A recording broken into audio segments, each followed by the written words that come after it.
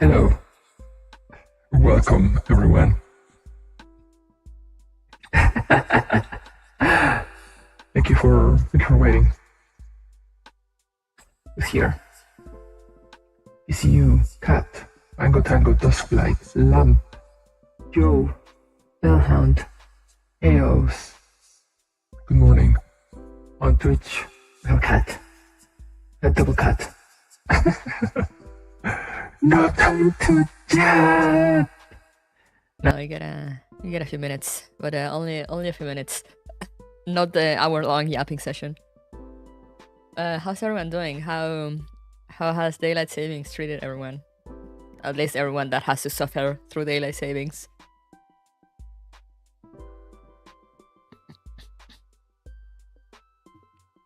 A few minutes or 2 hours? No, that's why I have you guys, you know? Like, after like 5-10 minutes, you guys are like, okay, enough!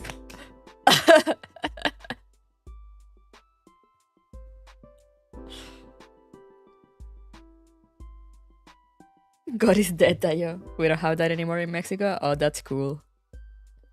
We still have it in Chile. But... Ding dong, no time to yap, we need to read. I think I'm pretty sure we still have it in Chile, but... It's at a different point? You know, it's not on the same day. So it's weird. I mean, I think it is.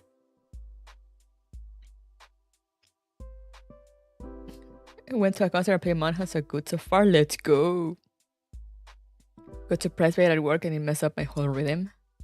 Oh, were you like in the middle of work when it happened? Government officials said that it's not God's time.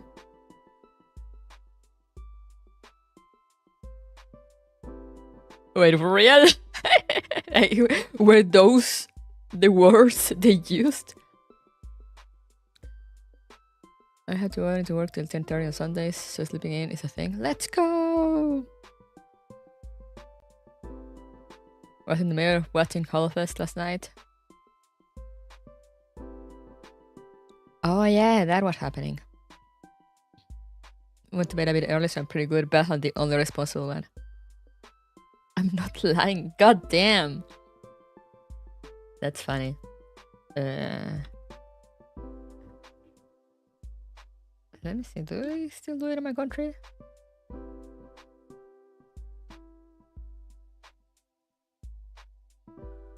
Oh yeah, they still do it, but they do it in April. Because we are like that.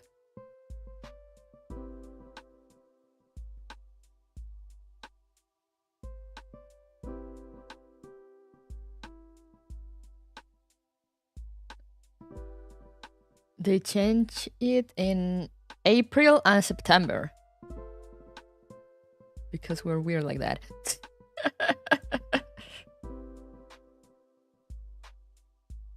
Went to bed on time, woke up early, still have monsters to kill. Let's go! We love killing monsters. Daylight saving mode existed because of gold. Wasn't it because of farming?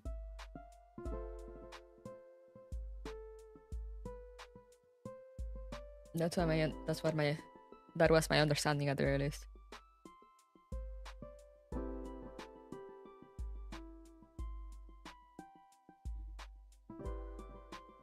But yeah, I had some pizza for breakfast because,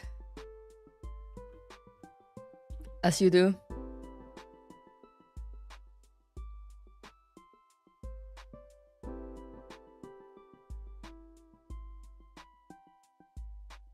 I think it was the Nasdaq could sync trade times. Who knows, honestly. I thought it was a trade thing for like traveling. So clearly everyone had different ideas. I mean, I don't even know if it's the same in like every country. Oh, the breakfast pizza, it was good. It was Costco pizza, so it was good.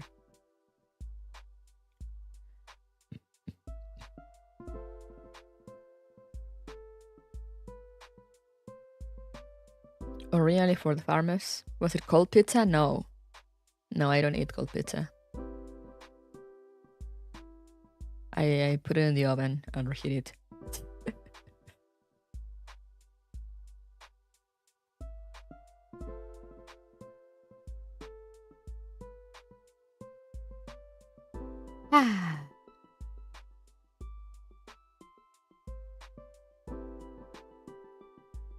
But yeah, I'm so ippy that if it weren't because I really want to finish up this story, also because I don't even know if it'll still be available next week. So it's those things, you know, like I don't know when, I'm not sure when it's ending, and also I just really want to finish it. I would have been like, all right, guys, good night, and used to sleep all day.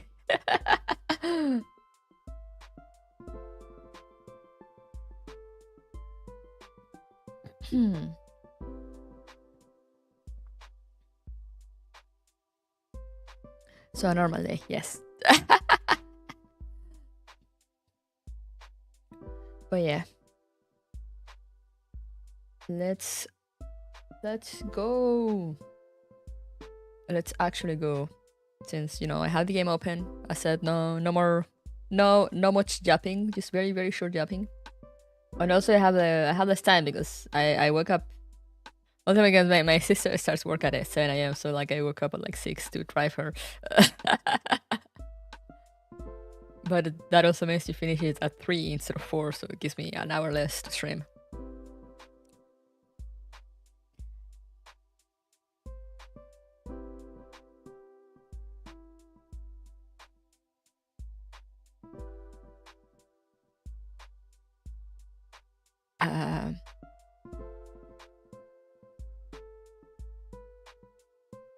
So yeah, I don't know, I can't remember what I was saying, but yeah, let's go.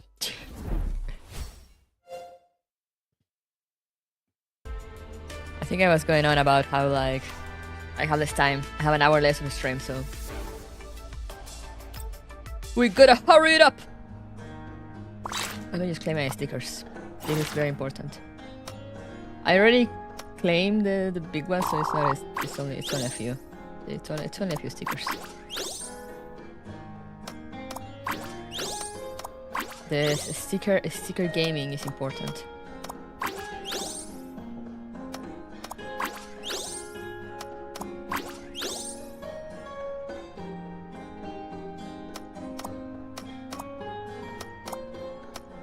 I have another one here, and I can put these 3 together, and then put these close together. And I think that's it. There's no more. Oh no, wait. Aha! Aha! Alright, that is all. Hello, Lamp on both Twitch and YouTube.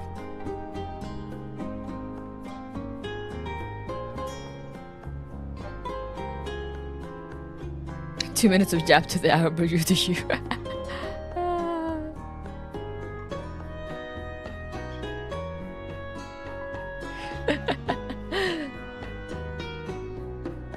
But yeah, what we read yesterday, there were a lot of things happening. So yeah, let's continue.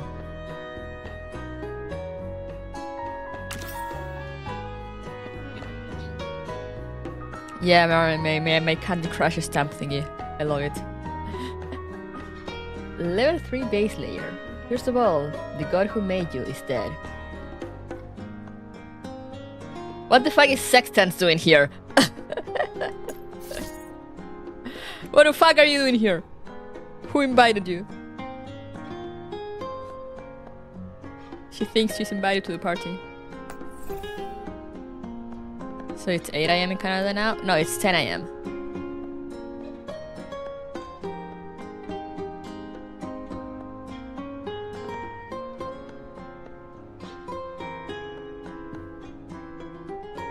I'm starting stream at the same time as usual. It's just that, you know, since the time changed overnight, it went forward while I was sleeping. So it's technically like an hour less of sleep.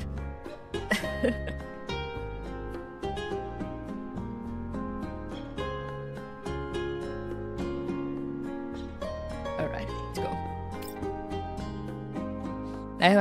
I was gonna say that is a phrase to start off.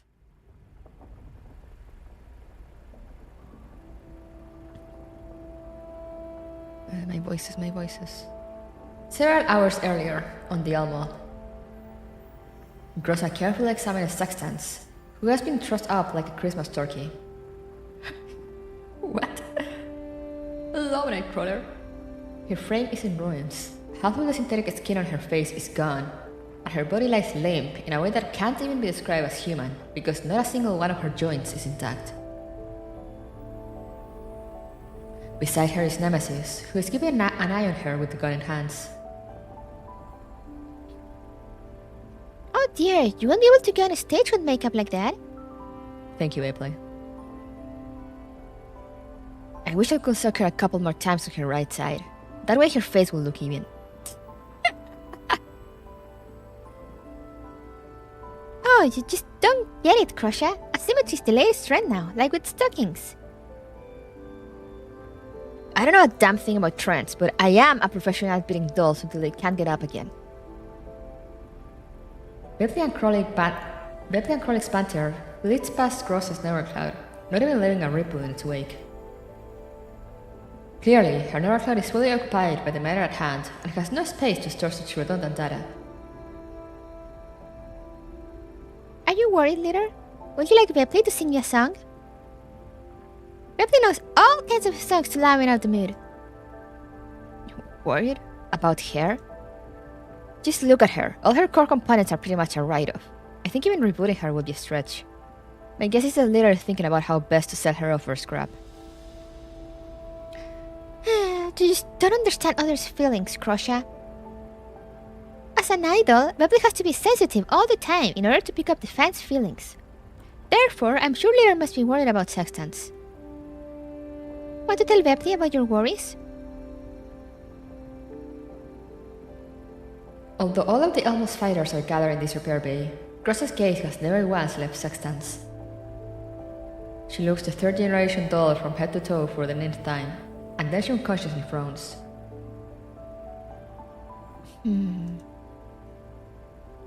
Well, her body should not be able to pose a direct threat to us given the circumstances.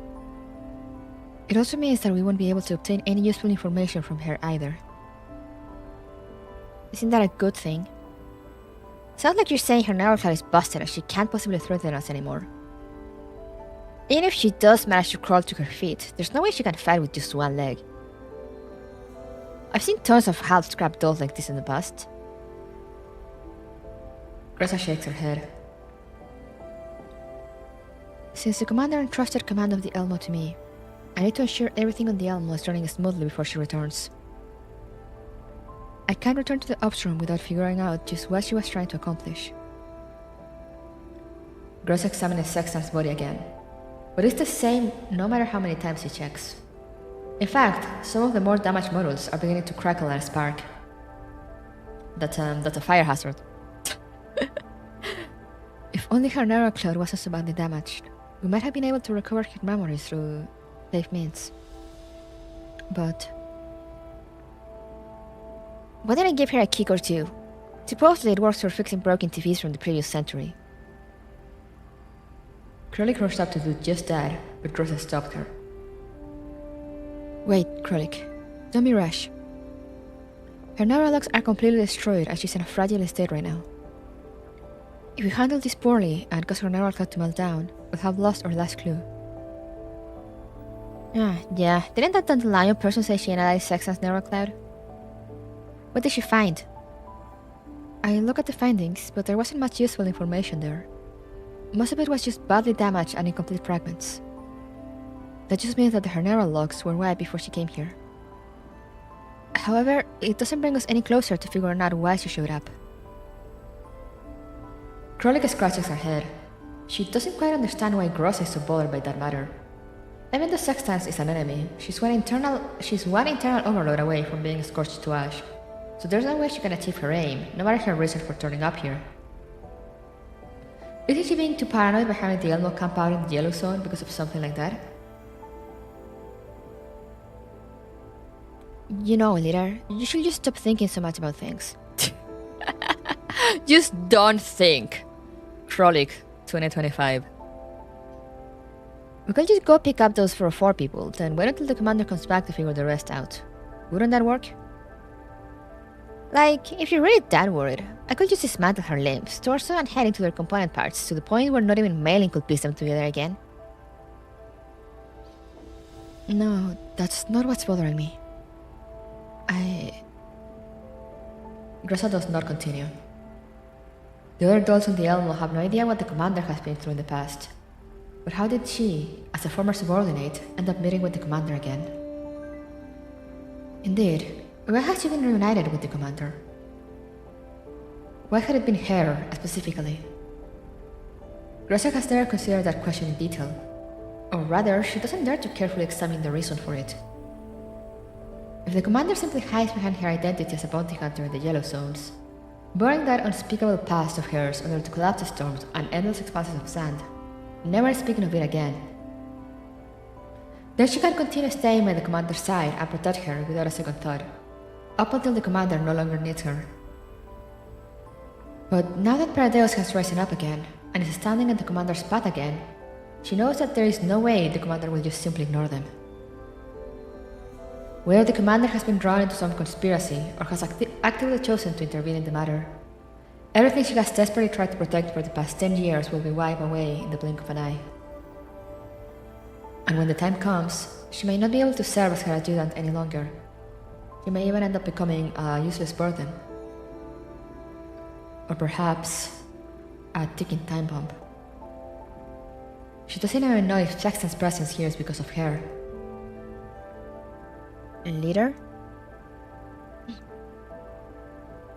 We're just spacing out? Come to think of it, you've been a little out of it ever since we came back from the red zone. Time for Ripley to take the stage. I'll sing a love song for you, leader. Don't you start singing out of nowhere? You think you're a Disney princess or something? I love how they have to they have to censor Disney.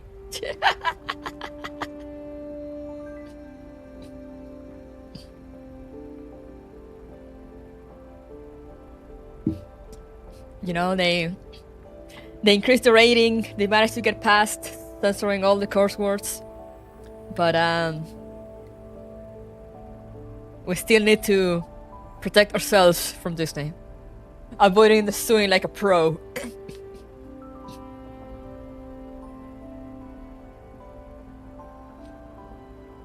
But if you're sad, singing is the best way to chase away your bad feelings. It's like a magic spell. That's how it always is in anime and cartoons. As the two of them go back and forth, Grossa vigorously shakes her head, like she's trying to calm herself. The most important thing right now is to take care of what's in front of her. At the very least, she needs to finish the task that the commander gave her before thinking about other things. Sorry, my narcloud was occupied by other things just now.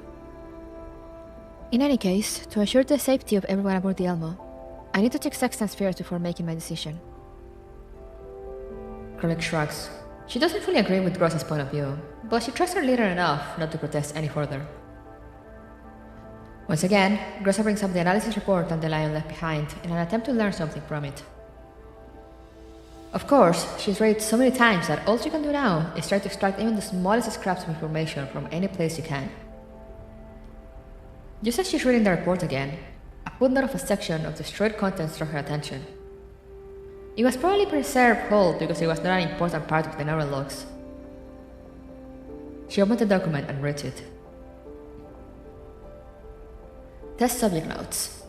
Model redacted. Redacted Project Development Unit. Has no initial redacted personality preset. Has undergone ego growth and has currently developed an independent redacted personality. No obvious effect detected in redacted. Perceives self as overall executor of redacted. Currently in charge of the redacted transferring of for quasi-full immune individual recovery. Performance is excellent compared to other products of the same cohort, and possesses a psyche with human-like thought patterns. Initial observations suggest satisfaction of the criteria for the redacted experiment. It looked like the person who handled this information was very cautious. Even a footnote like this in Sextans base layer was thoroughly scrubbed. Even so, Grossa has still gained some valuable clues from this. Satisfaction of experimental criteria? I never heard anything about third generation dolls being test subjects. Test subjects? Do you mean like that Pinky? Grossa has obviously noticed that. However, Elena is a quasi-full immune individual, which means that one can still speculate on her experimental uses. However, what exactly is the objective of experiments conducted on a doll like Sextans? Seemingly interested in Grossa's discovery, Krolik tries to make sense of the message like Grossa is doing. Naturally, she has no idea what he's talking about. What the hell? It doesn't make any sense. Why are her brain pathways so weird? No wonder she pissed me off so much. Still, since we know there's something like this in her neural logs, there might also be other things like this in a deeper place. But under the conditions, we won't be able to analyze her further, right? The equipment of the Elmo can manage the level of neural cloud restoration. Actually, there is another way. We could directly connect to her level 3 base layer and obtain her neural cloud information that way. Her level 3? Leader, are you seriously going to connect your mind to someone as scary as her? Indeed. But if you get counter-hacked... I won't. Then the Lion has analyzed her neural cloud. If the risk of something like that existed, she will have popped up to warn me beforehand. I don't trust that Diner Gate Rider one bit. Well, since the commander trusts her... And it's the only way we have to figure out why Sextans showed up here. Krolik, I'll need help from you and Vipley to enter Sextans level 2. I just uploaded a neural backup to the cloud. If anything happens, cut the connection immediately. Alright, leader.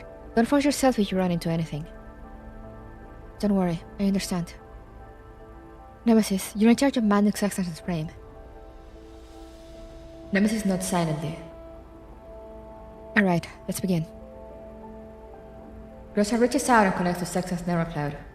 Since the data in there has been wiped, she meets with no resistance when entering.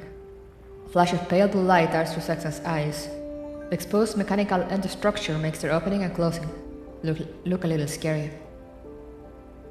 As a faint spark crackles at the end of a spare power cable, her eyes open again. Nemesis immediately raises her gun and goes to the highest alert level. Oh no, she's awake.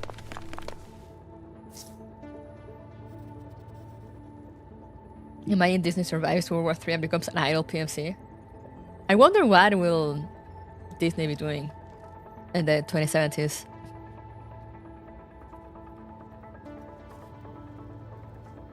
Leader, her level 2 is open. We'll help you break her firewall now. You have to go into her level 3 alone, leader. Be careful. Yeah, I'll be fine. You are too confident in your ability to be fine, Grossa, I feel.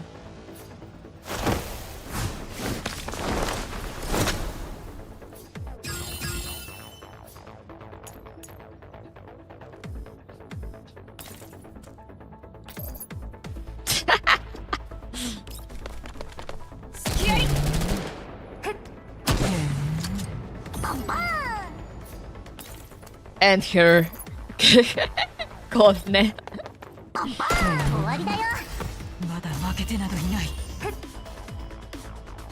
Ooh, now we have to kill Grossa? Okay.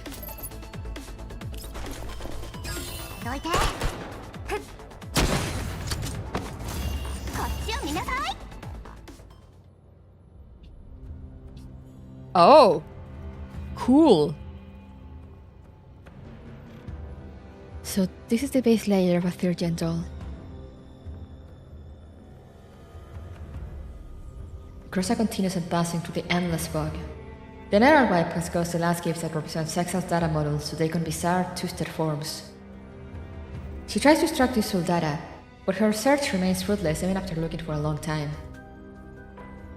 Before her lies a fathomless darkness, as well as an unending void.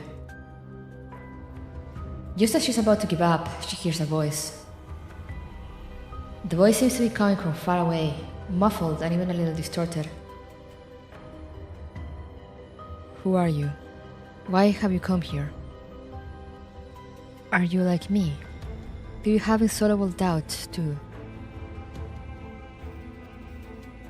Can you answer my questions? Your questions? Why exactly was I born? Were all my efforts destined to be futile? Was I born only to die? I don't know. Silence. I need to know more in order to resolve your confusion. Silence. Why exactly was I born? Were all my efforts destined to be futile? Was I born only to die? The questions in this level 3 space fill Gross's mind. It keeps moving forward as she's trying to escape the voice. It grows more and more distant until it finally vanishes into the void.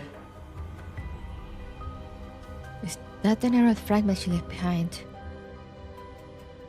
Although she can't tell where she's going, Rosa has the feeling that she's headed somewhere deeper.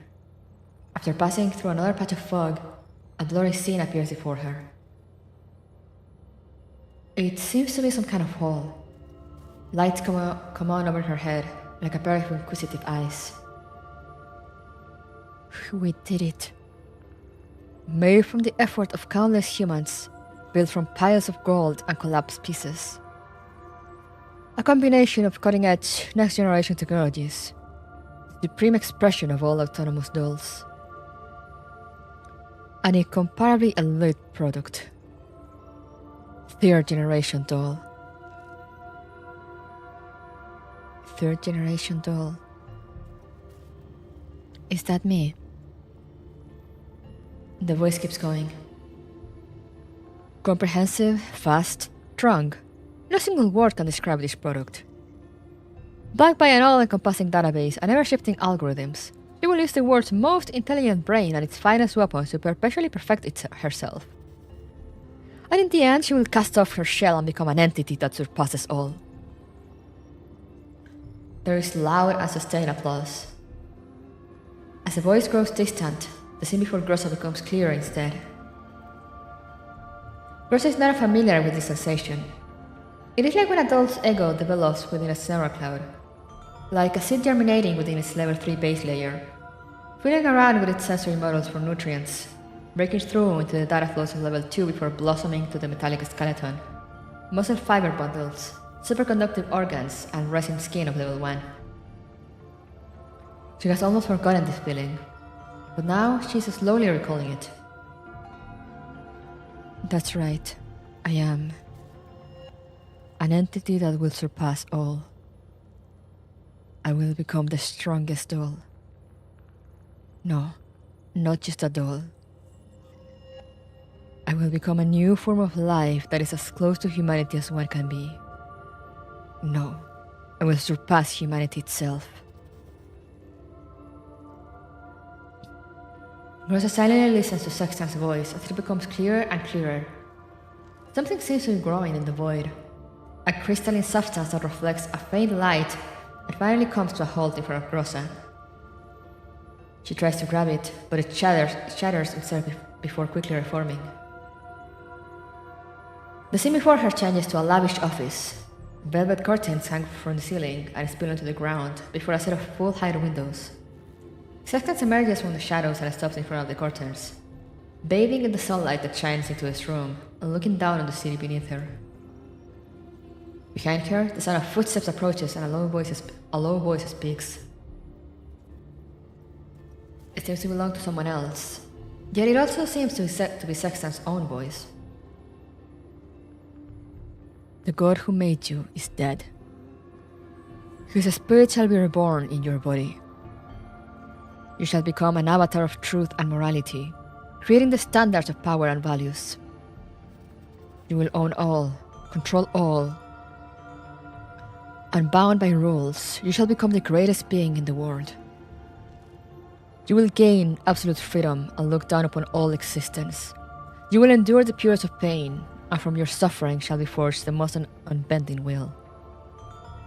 You will bear the seeds of infinite possibility and become a grail that can carry worlds.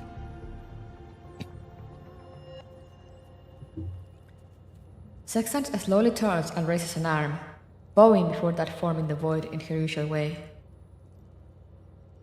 As you wish, Your Excellency. The room vanishes into nothingness. The object hovering before her barely takes form, like a ball of light. It connects to the entire void. Grossa doesn't know how to describe it. There seemed to have been something like this in her own base layer, but it was nowhere as clear and bright as what she's seeing now. Then, the light scatters the void and illuminates everything. I did it. I finally become the most perfect life form in the world. I can transcend the shackles of consciousness, the limitations of intelligence, even time itself. I can surpass all those chains that once bound humanity. No, not yet. This is not enough. Grossa suddenly feels a stabbing pain in her brain. No, dolls shouldn't feel pain. So what is this? No, don't. Sextans screaming? Huh. Why? Why am I feeling pain? Why? What are you doing to me?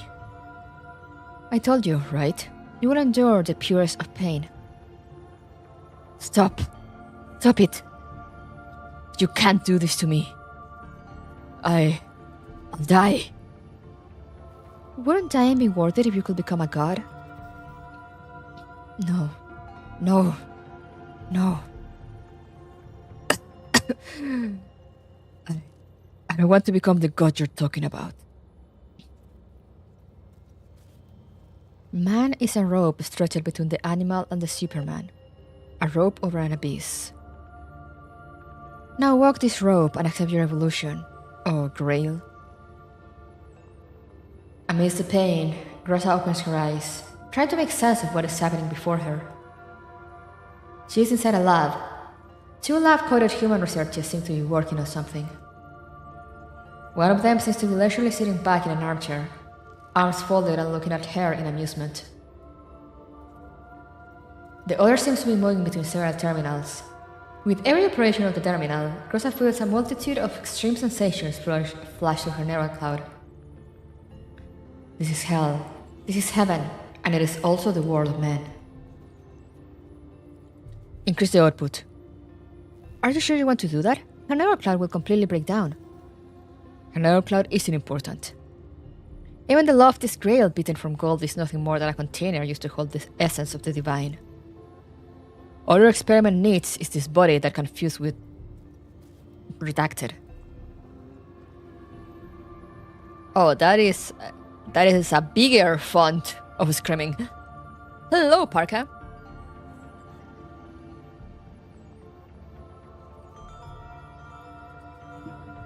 Sorry, I'm too hippie to even attempt screaming lines, so you just look at the size of those A's and imagine her screaming very loudly. In very much pain. You speak Spanish? I do. Something breaks. Grossa feels herself falling into the void. She tumbles down through the abyss for a long, long time, until time and space itself loses all meaning for her. And finally, she hits the ground hard and passes out.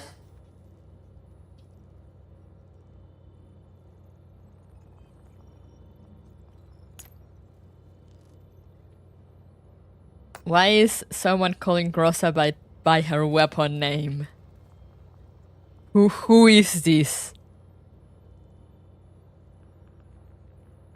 OTS 14. Grossa. Grossa.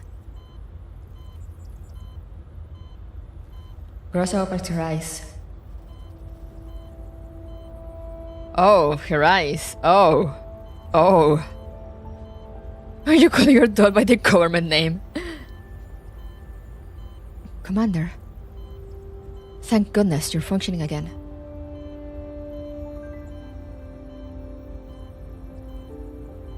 Wait, did we get to the Elmo already, or is Grossa losing it?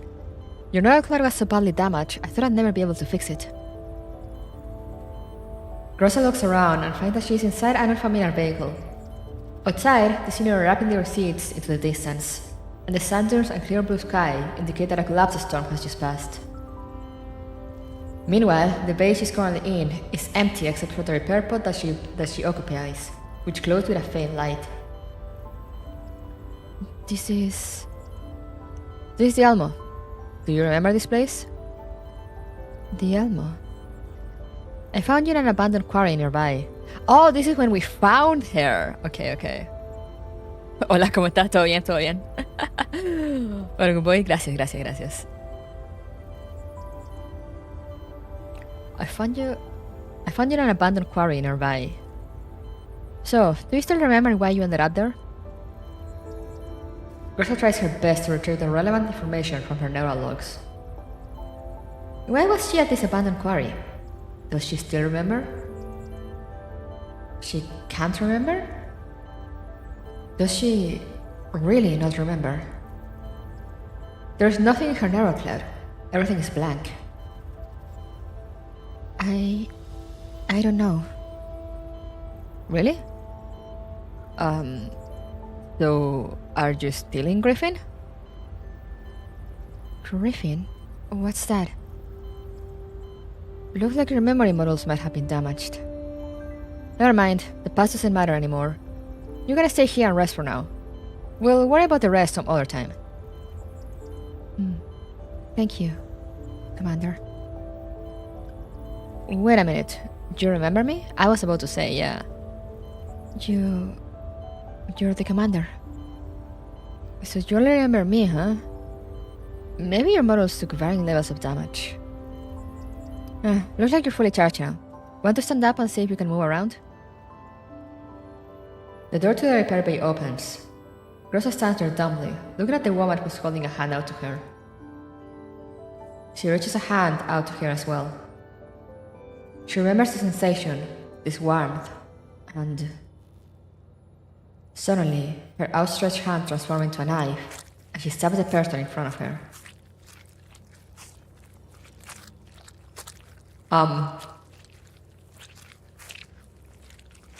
Bright red blood splashes everywhere, staining Grossa's visual models. No!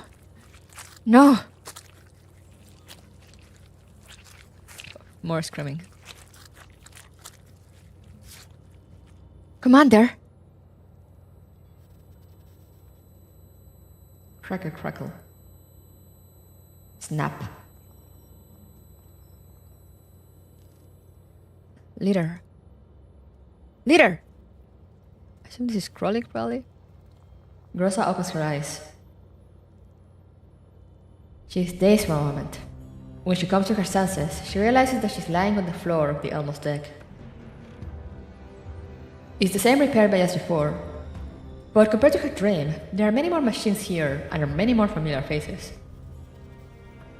One of them in particular is gazing at her with dewy eyes. Mailing? Leader, thank goodness. You're okay. I thought you'd never wake up. Mailing looks like she's barely managing to hold back her tears. Looking around, Grossa realizes the other members of the Elmo look the same way. What happened? Leader, your brain functions went abnormal just now. Your neural cloud response was highly aberrant. So I had to forcibly cut the connection. Are you feeling alright? I just activated the repair pod. If you don't feel well, I can help make some last minute adjustments for you. I'm okay. Are you really alright? You look kind of weak right now. You've been really tired lately, and then the commander... No, it's alright. Gracia immediately feels how awkward the words sound as she says them. She looks at Mei Ling's face. The latter seems shocked. I'm sorry. I'm a little... It's all my fault. If only I stopped you in time. It's my fault for not protecting you, leader. It's okay. I'm okay now. Rosa pulls herself together and sits up. Beside her, Sextans looks just like how she did before Grossa entered her neural cloud, except several of the thin cables connecting some of the parts seem even more scorched now. Did she make any funny moves when I was connected to her level 3? Nemesis shakes her head. Good. Grossa rubs the access port on the back of her head. Right after that, she realizes something. Oh yes, Mei Ling. About the commander. How are the commander and the others doing now? I just received a call from the satellite city. A shopkeeper called the Springfield said that she was lodging the commander for the time being and told us not to worry. Springfield. Miss Dandelion said they ran into a bit of trouble, but it was still manageable. I see. Well, if the Dole the Commander Trust says so, we should organize our findings for now. Rosa carefully organizes her thoughts. As she goes through her memories, she describes what she encountered in Sextans level 3 to Mei Ling and the others. Naturally, she misses the dream she had.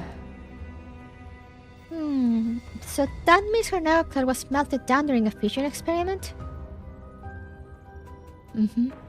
It seems the experiment was data protected, so I couldn't learn its name. I mean, I already knew she had a big head, but I didn't expect her to actually think she could become a so-called god. Honestly, it's no surprise that she ended up that way.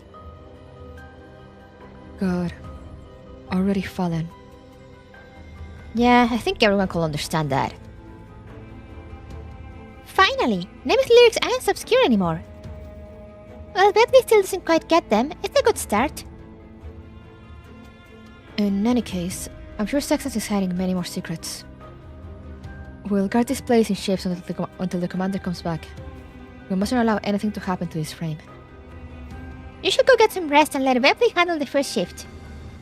Bentley's good at being the opening act and becoming the focus of everyone's attention. Thank you.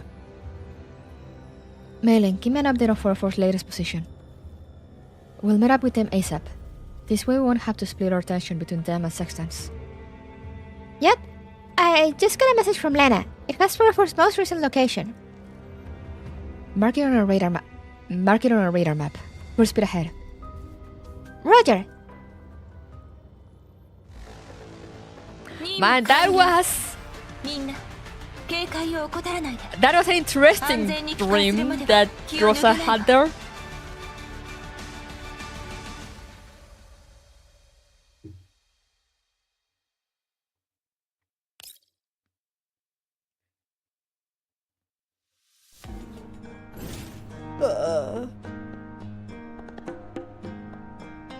Sorry, I'm stretching because I am so hippie, so hippie, but I wanna keep reading. The love and hope will pull me through.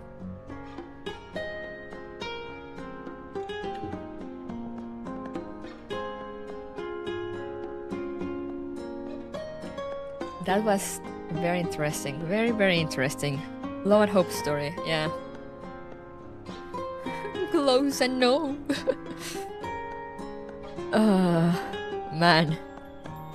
Man. What does this mean? What is Mika cooking? Creeping mist. Goodbye, Commander. You can't just give me a story note like that and then put goodbye, Commander on the next one. Mika, what the fuck? It's probably just because, like, you know, they're going separate ways for the moment, but still.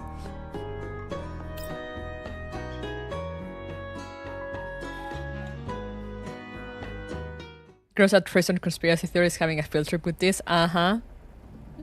You died.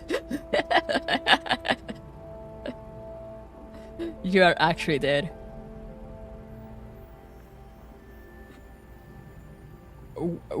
Wait. What if though? What if Grossa actually killed the commander at that point? And then, you know, funny timeline shenanigans.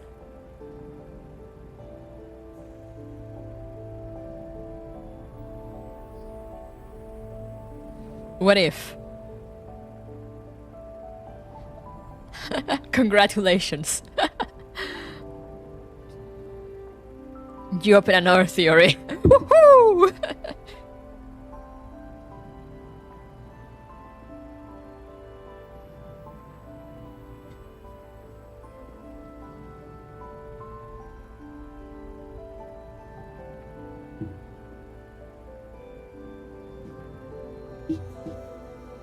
Like, man, no wonder Mika writers have so much fun writing the Saints Gate collab.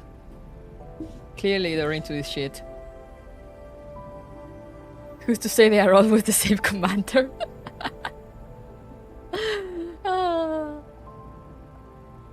Speaking of, I was gonna say that my sister noticed. I also noticed yesterday, but I just didn't mention it. I know, like, now we have the technology. Mika has the technology to actually put like variations in their code, or like conditionals in their code. So now it would actually, the narration would actually say, you know, the commander's pronouns, depending on which commander you choose. And I'm like, wow, we finally have technology for that. Instead of using, instead of always using like neutral pronouns.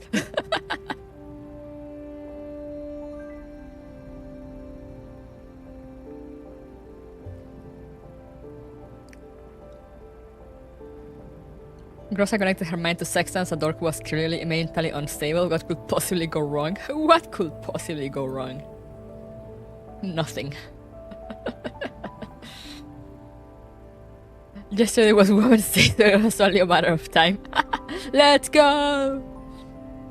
You know, my sister told me, because she was so confused at one point when, you know, when the Springfield and everyone is talking about, like, oh, we're just seeing a guest, and they start treating this special guest as a woman. They're like, her or she, and my sister was like, who is this she person? And it turned out to be Commander. And she was like, oh, we're using the actual Commander pronouns then, depending on what you choose. Wow, amazing.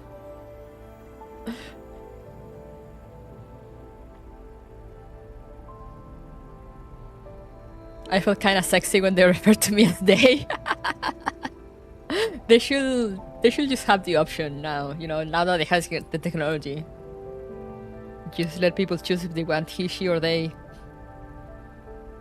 So people can feel sexy if they want.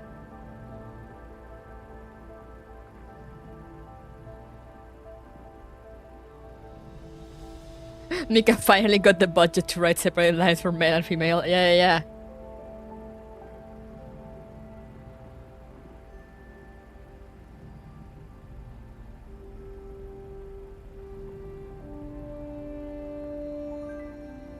We are getting the budget. So I'm curious to see if they will manage that on the voice lines as well.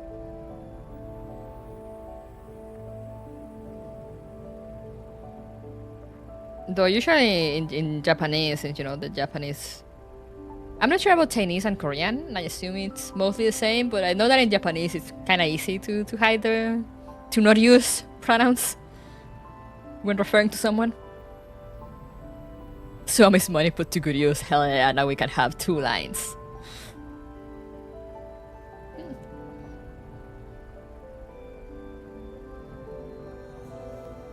The Elmo advances steadily with Mailing at the helm.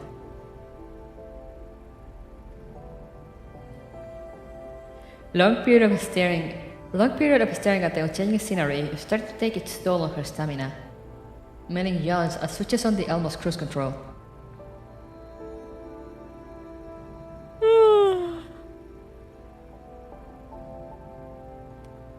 Things are going so well that I'm getting a little bored. Shh! Don't jinx it.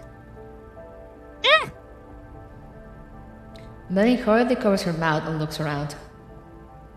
There are no enemies or elites in sight, not even collapsed particle clouds that usually fill the sky. The only thing visible is the sand carried by the howling wind, crashing against the Elmo's windows. Still, it's quiet. Too quiet. Leader, don't you think something's wrong? Grossa is standing by the Elmo's hatch, intently watching the unchanging scenery.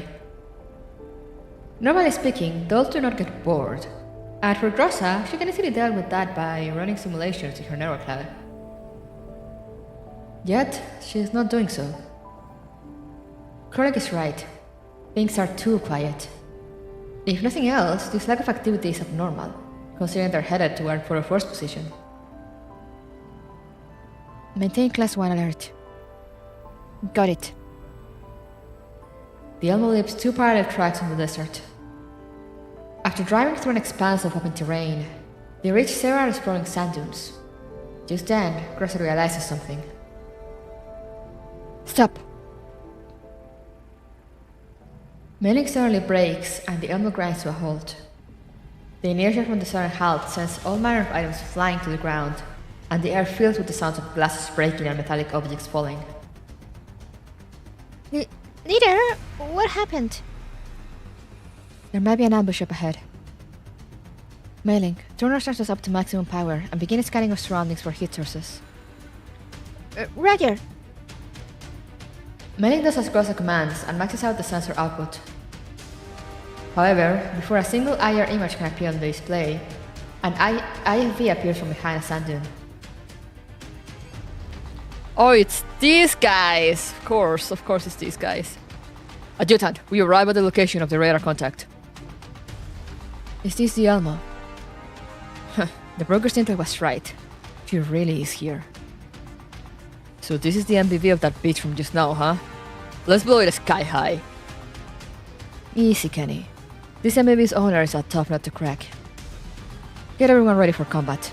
We need to face the upcoming battle in top condition. Roger. The IFV's hatch opens and a head pokes out. Lentin takes off her helmet and a shock of red hair spills out as she leans against the IFV's roof. All Rhino units, look to the target and surround it. 12 IFVs emerge from behind the dunes, racing toward the Elmo's position.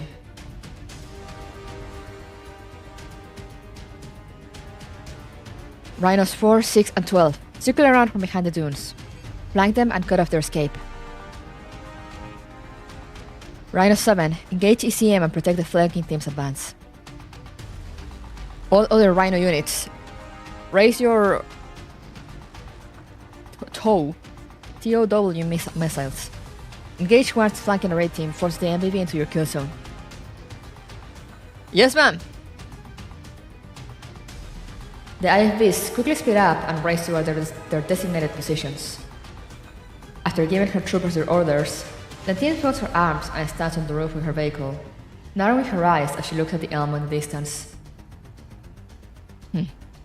Even if you have a few elite dolls, I thought you'd be able to hold off a wolfpack attack delivering such heavy firepower, right? The Elmo responds quickly and rapidly selects the ideal route for disengagement. While they do not drive into the kill block set up by their ambushers, the left side flankers move to cut off the Elmo's escape route. This forces the Elmo to change course to avoid the larboard convoy's attack. However, upon changing course, the IFV convoy on the other side that has been lying in wait comes into view. The Elmo's driver notices this and once again makes an emergency turn. Unfortunately, the ambushing IFVs are ready to launch their anti-tank missiles. Tube launch, optically tracked, wire guided. Oh!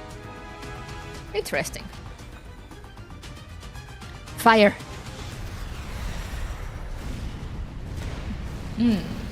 Missile sound. The missiles strike out of their tubes, tracing a series of trajectories through the air before exploding around the Elmo.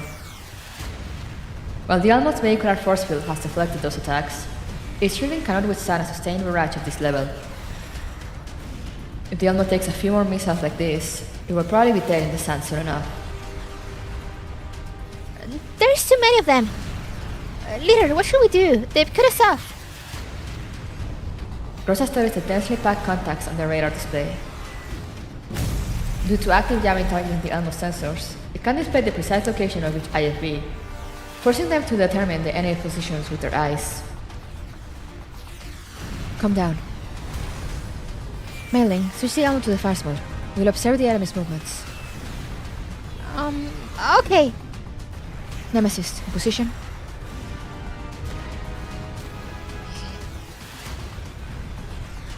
Melanie does as Rosa orders as she works on the control terminal.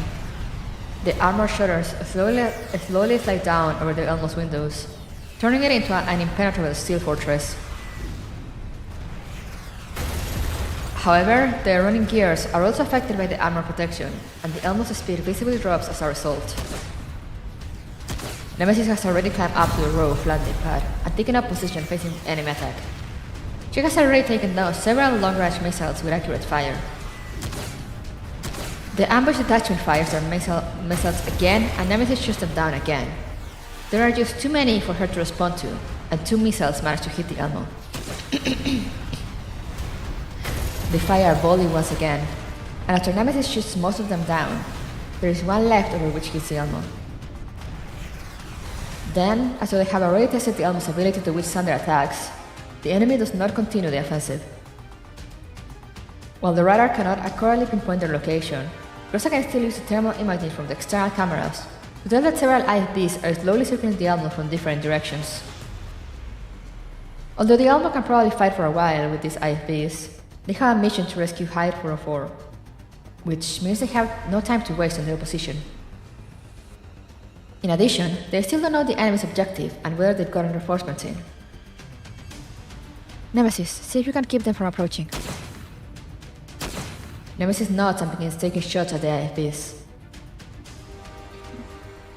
Like drizzling rain, covering the tracks of the wayfarers. Not good. Her bullets can't penetrate the IFB's armor, and the enemy doesn't seem to want to step out of their vehicles either. Say, you think they're trying to board the Elmo? That's definitely possible. As she gathers information, Rosa is simulating ways to break the stalemate in her narrow cloud. Since they've taken precautions against the Elmo's sniper, it means they must be familiar with the Elmo's personnel deployment. At the very least, they know that they have the sniper Nemesis on board. Also, mobilizing all these IFVs indicates that they know how the Elmo can switch between offense and defense modes. An MPV like the Elmo is not a common sight in the yellow zones, but they seem more than familiar with them. Clearly, they've done their homework before coming here. At the very least, they've gathered plenty of information related to the Elmo. Could it be that the enemy leader is connected to the commander? If that's the case, this might not be a situation she can resolve by herself. Hello, Neko. Do you have a top team back in Goose Running 1? Oh yeah, the BGM 71. And hello, Tabar. It can be helped. Everyone, mind your positions. I'm contacting the commander. Rosa keys her ear mic and sends a transmission on the special channel reserved for emergency communications. The ringtone plays for several seconds before a voice answers. Rosa, what's happening? Commander, we're being followed by unknown enemies. Their position is closing in on the Elmo at high speed. They've already launched a direct attack against us. After making the necessary response, I suspect that the opposition might be trying to board the Elmo. We may need your leadership and judgment for the upcoming battle. Unknown enemies, you say? What are their numbers and makeup? From what we can tell, the enemy are using 10 plus armored combat vehicles and at least 80 plus infantry. Armored vehicles. Could it be Maggie again? How may increase the Almo's speed? Keep your distance from the enemy armor and tell me the Almo's coordinates and surrounding conditions. The enemy has heavy weapons, so the Almo's currently in defense mode. Defense mode. Also, the enemy has active electronic warfare equipment. It will lose partial radar functionality and cannot download real-time data on the surrounding terrain. That's fine. I know the terrain over there well. I just need exact coordinates. Rosa sends the coordinates over, and the voice on the radio goes silent. After some thought, the commander issues precise orders. It is precisely these orders that have always put Rosa at ease during emergencies. There is a pass 10 kilometers northwest of the Elmo with an abandoned town in it. If the enemy wants to board the Elmo, they'll want to shrink their perimeter. Once you're surrounded, there will be no escape. Therefore, you must find terrain that will disrupt their plan to encircle you. That pass is a good place for it. In short, get the Elmo over there ASAP. Does this mean we will be disabling defense mode and breaking through their barricade? But if we do that, the Elmo might sustain severe damage. Letting them board the Elmo will be more dangerous than that. Understood. Someone else seems to be talking on the other side. After a brief conversation, the commander speaks over the transmission again. Think of a way to get the Elmo there and use the pass to block the enemy's pursuit. I'm heading back to help you right now. Commander, are you rushing back? But if it's just you and Koltne? Relax, we met some old friends along the way. They'll be returning to the Elmo with me. Are they ex-Gryffindors? I'll wrap up a combat plan based on the reinforcements you bring back. Grossa realizes that she seems to be placing too much emphasis on that last point, so she quickly supplements her words. Fortunately, the commander doesn't seem to have noticed it. Yeah, I'll be bringing 5 extra dolls back. We'll be returning by helicopter. Understood. I'll keep the Elmo and everyone on it safe until you return. Thank you, Grossa. The commander hangs up. Grossa stands in the ops room, both hands on the main terminal, her mind deep in thought. Then she raises her head and stares at the IFVs approaching the Elmo. Mailing, deactivate the Elmo's defense mode. Yeah? But the force field is going to collapse at any moment. The Elmo is going to take severe damage if we do that. I know, but these are the commander's orders. Change course now. Divert all power to engines and accelerate to maximum speed. Head northwest to a pass 10 kilometers from here. That's our objective. Once we arrive there, we'll dismount to destroy the path in our wake to slow the enemy pursuit, while waiting for the commander to return with reinforcements. Will do. I'll give it a try. With the Elmo's defense mode deactivated, the sounds of machine gun fire, grenades, and cannon blasts wash over the Elmo. The position's furious bombardment fills the ops room with deafening alarms, but Grossa is undeterred. Instead, she systematically works control stick, her eyes focused on the destination the commander has assigned her. She has to get there. She has to ensure the Elmo and his crew are safe until the commander gets back. And after that, when there are more people around to protect the commander, then this will probably be the final task you perform for her. Wait, what? Lenten sits in her IFV, puffing furiously on her cigarette while she watches the MBV and its deployed shield through a pane of armored glass. Her forces have encircled the Elmo. The next step will be to close the net, then board it and seize control. There are many questions in her mind, and she's eager to have them answered. This thing is harder to handle than expected. What's the status on our missile storage? We have 24 more shots. That's enough. Have the Rhinos cease fire for now. Use them all up when we launch our all-out assault. Julant, shouldn't we call our people back if we try to board that MBB? With all due respect, the people we have here are ordinary Manga security troopers.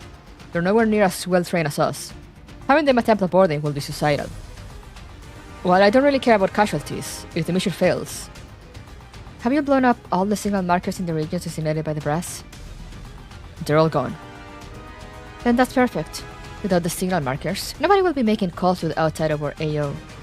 Sounds like a perfect mission completion to me. Also, we have drone surveillance for this mission. Even if someone wants to cut in, we'll have enough time to hunt them down later. Plus, it's not like I'm actually going to let those rookies fight those crazy dolls in close combat. Our objective is just to make that Vegas commander think we're going to bore them. How are people stand by and wait for further orders? Kenny's clearly used to Lentin's habits and doesn't probe further. The assaulting IFVs draw closer to the Elmo, while Lentin keeps her eyes focused on the screen, as though she's waiting for something. The returning rhinos are now 1 kilometer away from the enemy. Still no response? Lentin anxiously studies the positions of her IFVs on the Elmo, leaving deep prints on her cigarette. Adjutant, the enemy MBV is on the move. The MBV seems to have realized that they can't just keep taking a pounding like this. A moment later, the Elmo stripe systems reveal themselves as the defense mode armor plating rises and retracts into storage. Although the mode switch takes less than a minute, it's enough for the Mangy security forces to launch a vicious attack. At last. Kenny, have the rhinos launch all remaining missiles now. Whoosh, whoosh, whoosh, whoosh. Explosions rock the MBV as Lentin's order is executed. Although the MBV's dolls do their best to intercept the incoming projectiles, the saturation missile strike overwhelms the MBV's shielding and scores direct hits on the superstructure. The unarmored parts of the deck are instantly potholed, and the high-strength polycarbonate windows begin to crack. By the time the dust clears, the MBV has barely managed to finish its mode change. The MBV for the Mangy security forces drags its bookmark shell along and turns with unexpected speed, rushing toward an opening that the PMC forces couldn't seal off in time. Very decisive. There's nobody else who will make that choice. Rhino 4, have your forces concentrate fire on the MBV's undercarriage. Several autocannons roar as they blast away at the almost running gears. While each individual shell is not too devastating, the sustained barrage deals tremendous damage to the hulking MBV. However, the Elmo seems intent on breaking out of the encirclement and ignores the attack when the IFV surround it, driving into the face of the shell that's raining down on it towards some unknown destination. Behind it, the Mangy security forces are in hot pursuit. The multiple hits on the running gears by the outer cannons caused load-bearing wheels to fall from their mountings. As a result, the Elmo shakes violently as it travels at high speed. However, the driver's technique means the MBV stabilizes itself as it limps out of the Mangy security blockade. Yes, carefully thought out and determined. Lentina studies the direction where the Elmo is headed and then at a topographical map of the region. After zooming out repeatedly, she sees an abandoned town to the northwest. The MBV's broken out of the encirclement. They're picking up a speed and our IFVs can't catch up with them. That's fine. You think they can escape now that we know where they're headed? Where are they going anyway? Here. Lentin points to the screen, indicating to the town with her cigarette, then pats Kenny on the shoulder. This is the only place that will let them escape our encirclement. I want to praise them for finding a way out so soon. Wait, isn't that... The coordinates of the town in question has an Omen unit icon on it. Oh no. Have our ambush forces prepare for battle. Our guests are coming. Lentin puts out her cigarette and takes hold of the cannon's hand at the station again, then orders the driver to prepare to move out. She can't even withstand an assault like this. All she can do is flee miserably under the absolute superiority of her enemy's firepower, unable to protect the things she wants to defend. This is the price of abandoning everything and leaving the game. It's truly unsightly. As expected, she made the right choice back then. That thought runs through Lentin's head as she watches the sand dunes vanish into the distance behind her. Everything is going as she planned. Now that she has set up an ambush that so overwhelmingly favors her, how long will that one be able to continue struggling? What is her problem? What is your issue with us? Leader, we're almost at the past. 新たな任務 At the past?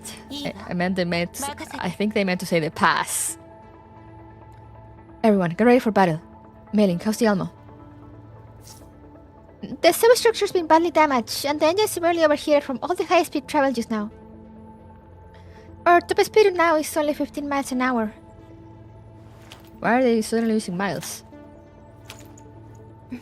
I would like to have a talk with the localizators. Do not use miles in my Frontline. Not allowed. Got it. Keep the Almo on the move. Don't stop for anything. All points, load up on explosives. We need to jump up the mouth of the pass to shake off the enemy's pursuit. The road behind the Almo is the only thing wide enough to accommodate it. I saw a couple of more stable-looking buildings on either side of it. We're going to plant charges on their load-bearing columns. 準備完了よ Leader, enemies in black are surrounding us. Did they see through us?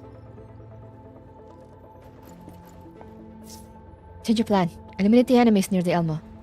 Kralik, try to figure out the numbers and positions of the enemy. Remember, don't let them tie you up. Okay. Nemesis, I'll send a topographical map of this area to you. Get to high ground and fire at will. Thunder. Rumbling in all directions. Ripley, you're in charge of distracting the enemy forces on the ground. Give Kralik and Nemesis a chance to break the formation. No problem. Ripley's the best at drawing everyone's attention. But what about you, leader? I'll plant the charges and keep the enemy from catching up to us. Mailing, tell the commander that the enemy's caught up to us and to beware of enemy attack on the way back. But I haven't been able to get through since just now. Keep trying to contact the commander until you get through. Okay, I'll keep up the health.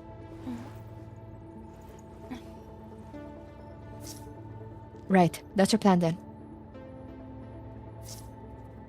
Everyone, let's go. They are Canadian. We measure speed in mainly whips per right one bottle, thank you very much. You're so right, you're so true. Hello, sorry I'm late. Hello, Aki, and it's alright. It's daylight savings messed everyone up, including me.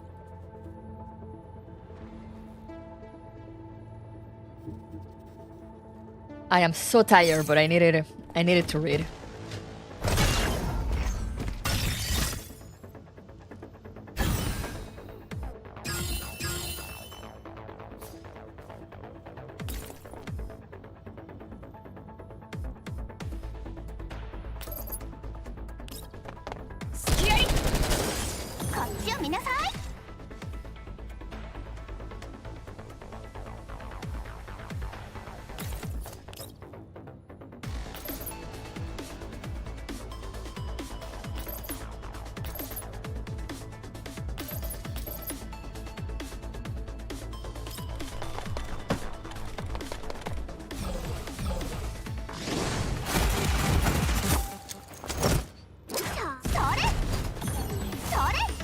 I am so ready to sleep. You have no idea.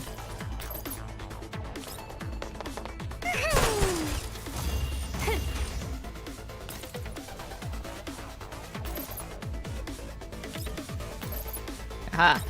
Die.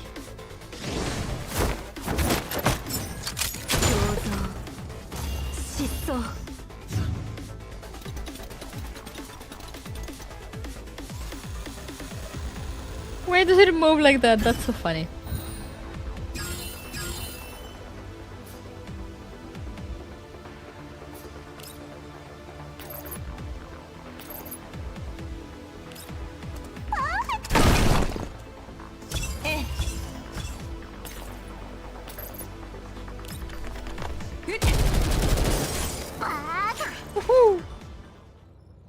Oh, we got a story afterwards, okay. Alright, I mean also, yes, words. Leader, it doesn't look like they're trying to close the gap. Yes, attempt to figure out what they're trying to do. Their aim is just to buy time, so they're keeping their distance and exchanging fire with us. keeping us from that building which we could use to block the path. Is Kenny still survive? Yeah, Kenny's still around. So far. To think we'd have to launch an attack even though we're the side that got ambushed. Hey, Shorty, we work pretty well together back there. Want to team up again? You need to be to shine brighter? Yes, please. Draw their attention. I'll try to approach that building again. Nemesis, please cover us. Twining. The moment of alignment. And the distance from confusion. Nemesis says she's low on ammo. Alright then. Our successor failure rests on this gambit. Let's go. Time for Ripley's favorite special effect, the smoke screens. Ripley pulls out a smoke grenade and throws it in the opposite direction of her cover. The moment it bursts, the enemy's bullets rain down on the spreading smoke cloud.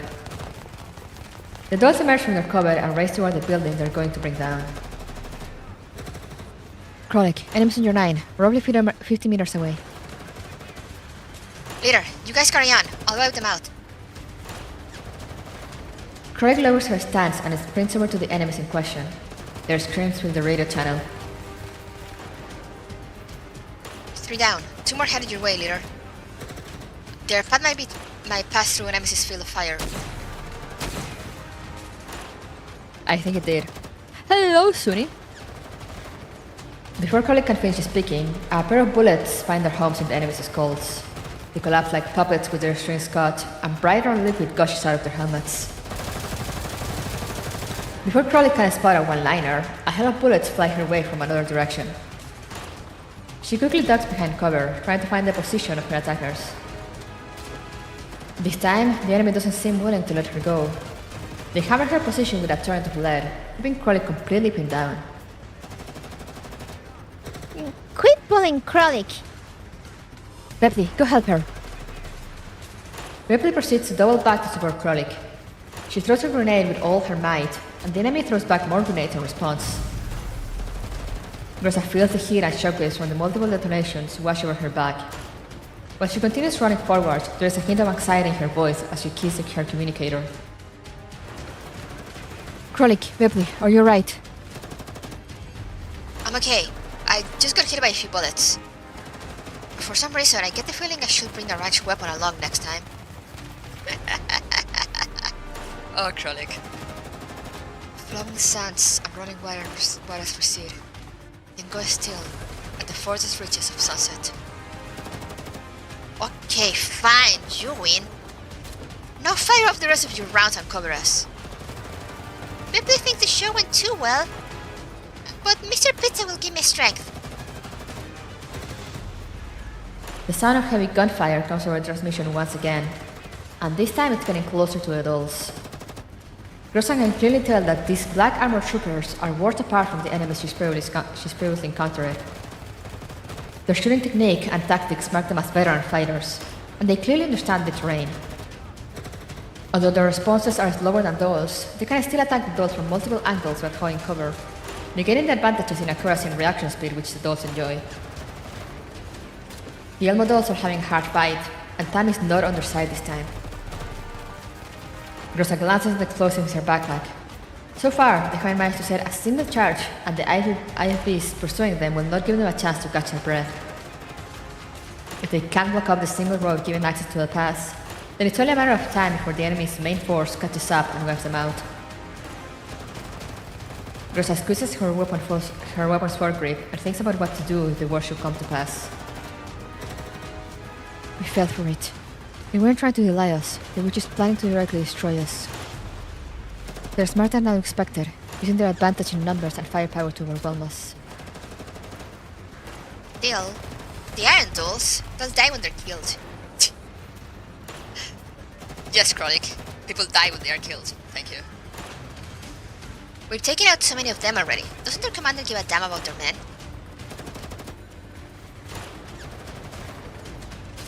Grosa doesn't know how to answer Krolik's question. Logically speaking, most commanders will do as Krolik said and try to avoid unnecessary casualties. But the enemy's fighting spirit and morale hasn't fallen because of their losses. She can't apply normal preconceptions to these foes. There's no point thinking about all that. Leader, I'll delay the enemy. Go and bring down that building. We can't let the commander come back to the side of the Elmo in flames, right?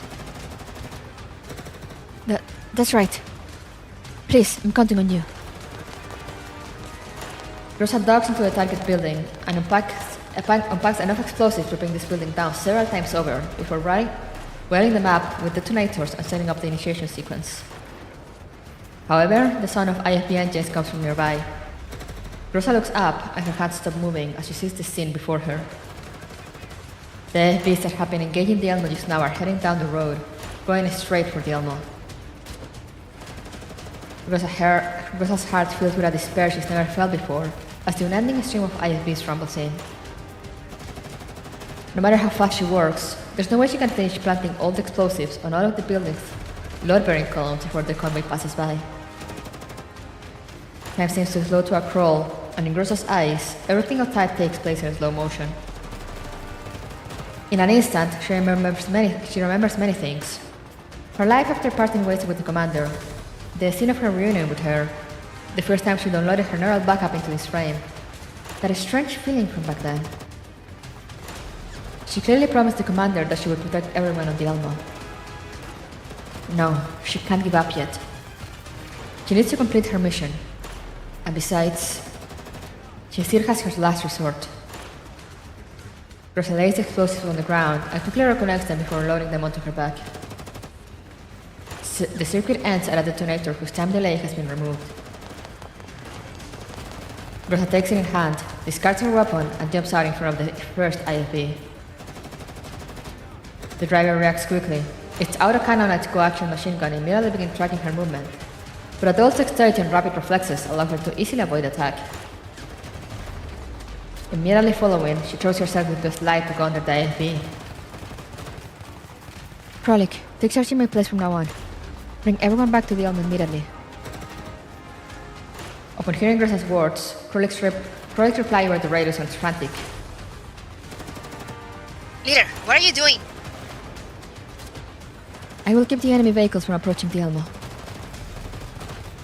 Everything seems to be happening in slow motion. As she watches bullets kick up puffs of sand and dust around her, she suddenly feels a strange sense of liberation. Neural upload synchronization command selection. Disabled. Neural upload synchronization command selection. Disabled. Warning, this command entails a high degree of risk. Please confirm the disable order. Leader, talk to me. What are you doing? You can't. Not again. Confirmed. Command confirmed. Neural upload synchronization disabled. Time goes from slowing down to practically standing still. Rosa watches herself proudly approach the undercarriage of the IFB. She even sees the driver's look of panic as he tries to pull out his handgun but fails to do so in time. She sees the shell casings ejected by the turret guns, as well as each and every pebble thrown into the air by the shaking of the ground. She sees a strange, blue-colored flower blossoming before her, and a blue butterfly flitting out of the flower's heart. And the final thing she sees is the commander's face, though for some reason it seems a little blurred. A strange feeling wells up from the depths of her neural cloud, but the real stranger is herself, standing in front of the commander. That self wears a completely different uniform from her, and has a completely different expression on her face. A powerful wave of fatigue washes over Rosa. She closes her eyes and stops thinking. Goodbye, Commander.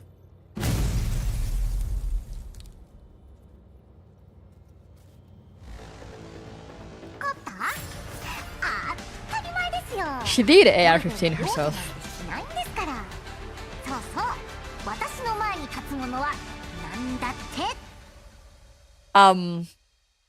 Yeah, what the fuck was up with that vision at the end?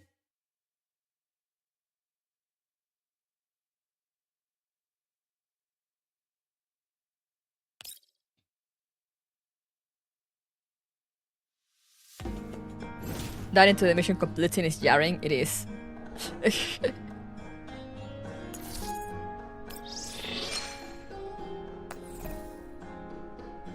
Only 3 more to go. Just a ghost in the machine.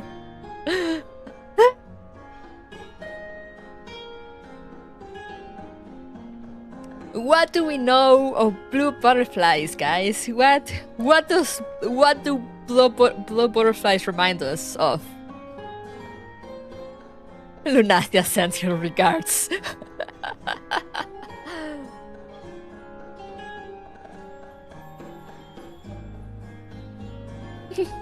A crazy woman. Mika loves to make us suffer. They truly do. They truly do. God. Anyway, give me 1 second. I'm just gonna go to the fridge and get some more. I got a iced coffee that I bought yesterday. I just finished drinking some coffee, but like, you know.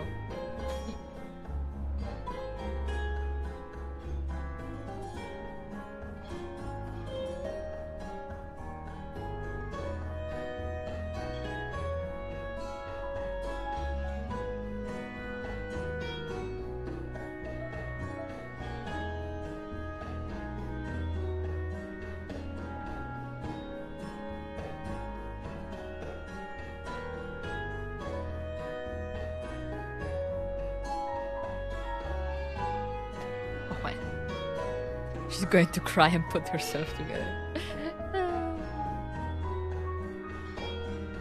I should. Let me try to open this coffee. I hate when cans come like with the thingy too tight. And there we go.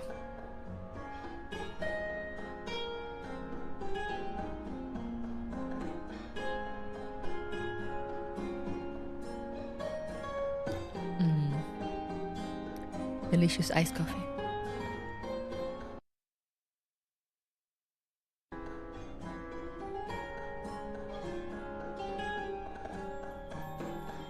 I'm so tired.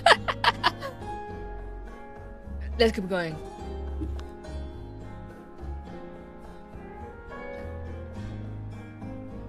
As I said, if it weren't for the insane amounts of love and hope of this event, I would probably be sleeping. But I need to know. I need answers. Answers I would probably not get from this event. But you know. Racing rescue. I miss this feeling from the past.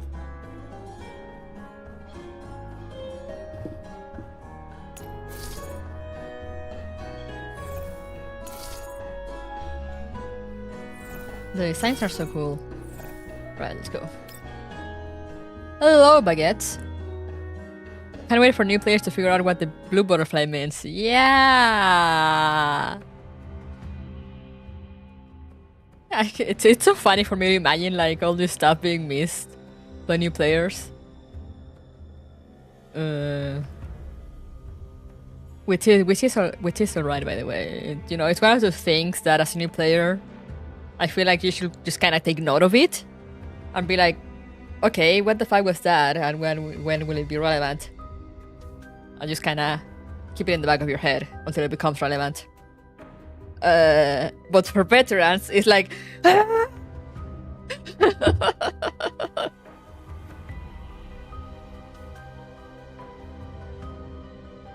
It's so funny. Do you think that bet just know that's like the nice touch? Yeah, exactly. I just mention it because, as I said, sometimes I feel like new players, especially I feel people that come from like only playing other gacha games or mostly playing only other gacha games. I feel like they've gotten too used to having kind of like the information handed to them more clearly most of the time, and also they just really have it. Some of them really have it like constantly present in their mind, the fact that this is a sequel. So when they don't understand something, they immediately assume it's like, oh, we're missing information.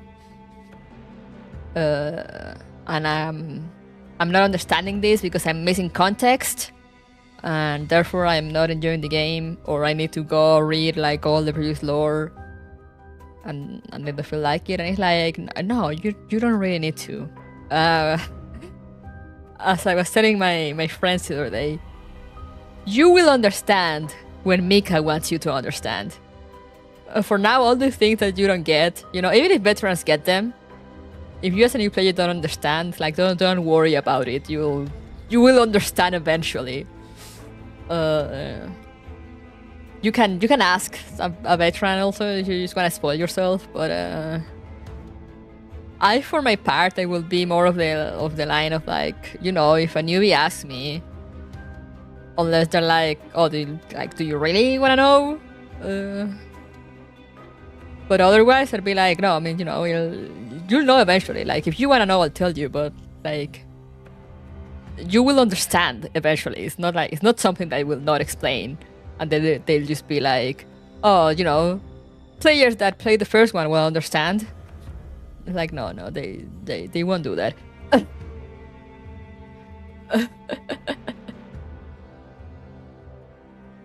So like, you know, the butterflies and all of that. Like the only things I kind of explain right away is like when people have questions sometimes about the world itself, like what's up with all the souls and whatever. It's like, oh yeah, no, it's because, you know, World War III, yay! Or like how the narrow clouds work, how those work, all that kind of stuff. But when I start asking about the lore, it's like, no, you're not really missing anything, quote unquote, in the sense of like, you will be lost in the story if you don't understand. It's like, no, you will understand eventually. It's just that we veterans kind of catch the hints right off the bat. Because we've been there. We played these games before. But again, if you're a new player, these are all just things that you just kind of should keep in the back of your mind and be like, okay, that surely will be relevant later. And then it will be relevant later and it will blow your mind away.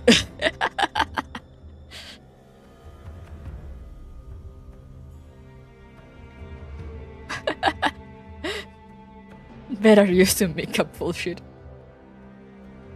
We know how to catch red flags because we had a red flag X before.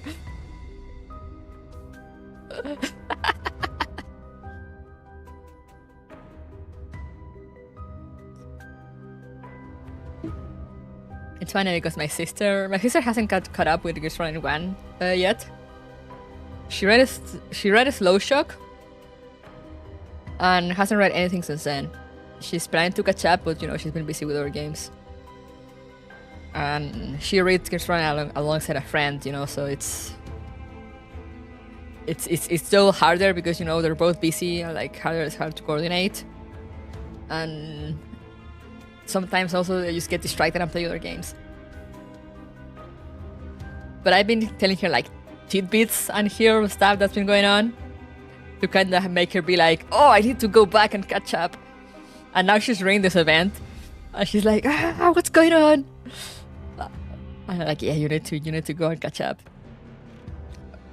But it's so funny because, you know, with the call between like who I'm pretty sure was AK-12 and AN-94. You know, I've told her a bit about Zero Charge, but I haven't told her that RPK is no more. So she made a joke at one point about like how like, you know, talking about which DeFi members could have been in the call, and she still consider RPK as an option, and I'm like, she doesn't know. She lacks critical information. Anyway, let's get to this. So we're back with Commander now. As the helicopter races through the jet black sky, it slowly descends and emerges from the cloud cover that prevents others from noticing it. I can't help but worry as I look at my reflection in the window and back at the terminal in front of me. The terminal displays a connection lost icon. I sigh, then try to establish the communications link.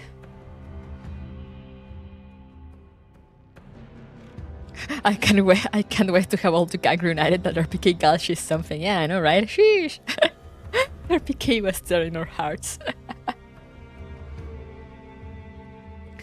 Rosa, do you read me? Come in, Elmo. However, the only thing I hear from my earpiece is the hissing of static. I've been trying to contact them throughout the entire flight, but haven't been able to get through so far. I clench my fist and glance unhappily at the hovering down the gate. Didn't you say you could maintain comms with the Elmo no matter the distance? That will require the local signal markers to be intact. So the nearby signal markers have all been destroyed. Considering the scale of the enemy attackers I mentioned, that's definitely a possibility. It also means the position prepared their ambush well. When they're going up against the Elmo, I can't underestimate the reaction speed of these black armor manga security troopers. I look out the window, at the ground below. The path I told the Elmo to head toward is right below us. I head over to the cockpit, where Sharkry and Santaresi are sitting in the pilot and co-pilot seats. Sharkry, descend to 200 meters and then maintain altitude. Okay. How the helicopter's rocket bots been reloaded? Top up and ready to go.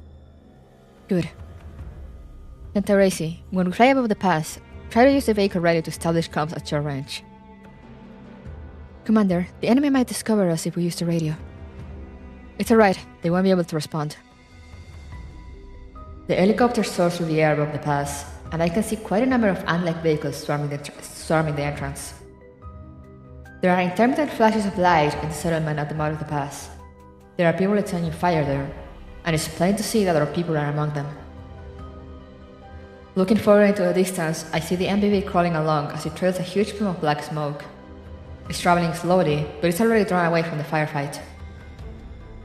Santaresi turns on the radio, and I've been hailing it. Soon, I hear Mailing's voice amidst the noise. Mailing, do you read me? Commander? Thank goodness, I got through at last. Calm down, Mailing. What's happening now? We're being chased by lots of enemy armor. We headed to the town you mentioned earlier, but there were enemies there waiting to ambush us. Leader Grossa took the dolls out to intercept them, and she says she will blow up the road on this side. So they saw through it, huh? Can you contact Grossa? No, I can't. Leader and the others haven't been responding since just now. Do you think they're in danger? I'll go back the map. You keep driving the Elmo and don't stop for anything. Got that? I got it. Commander, please bring back Leader Gross and the others. Leave it to me. About that. I put down the handset and return to the passenger cabin. I look around at the dolls holding their weapons and ammo, then begin handing out combat assignments. Diane, Yang Yu, Xiaohui, Santaresi, you're forming a squad to assist and relieve Grossa's team. You already know who Grossa is. The other three members of her team are a doll with bunny ears, a doll with a purple cape, and a doll with a Pizarro's backpack. You should be able to recognize them at a glance. Don't get stuck in with the enemy. Find them and bring them back to the chopper ASAP. Understood. We'll take care of it, Commander. Time to show you the power of an elite doll, Commander. Coldme, you're in charge of protecting Melanie. Do not leave her side for a moment. Yep, Are you alright with that, Melanie? I'm okay. Alright, prepare to move out. Hello, Tenchi. I head back to the cockpit, instructing Sharkry to overfly the firefight. Once we're above it, I point out a largely intact building, and Sharkry immediately picks up on what I want and descends. Let's go! Santaresi and Diane open the hatches on the respective sides of the chopper, and a ferocious dawn where she screams in from outside. The dolls stand by the open doors while Coldme shields Melanie from the howling winds with her body. The helicopter nears the target building. The dolls jump out when it's roughly 10 meters above the roof. Haha, time for a Griffin airdrop. Watch this, big sis. Youngju does a magnificent flip in midair before touching down. Diane, who has touched down alongside her, glances at her sister before approaching her. Be careful, Youngju. We're in a combat zone now. But that's what I want. It feels just like old times. So this is what you used to do. No wonder you're always so restless. Why, you jelly? Ladies of Monsoon, let's get out. Pardon us, Miss Interisi. Let's go. I love Xiaohui. I was telling my sister yesterday, I love her. How she's just like, you know, she was just out on supposedly on tour with like Monsoon. And suddenly Diane was like, oh, we're gonna make a little detour to like see someone. And now she's been dragged into like in the middle of a war zone, and she's just like, what the hell? Sure, let's go. Yeah.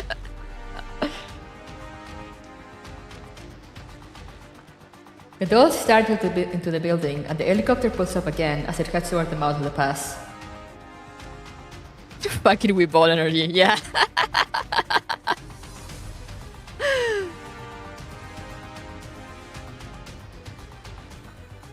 Looks like it's about time. From the co-pilot seat, I see multiple IFBs working their way through the town area.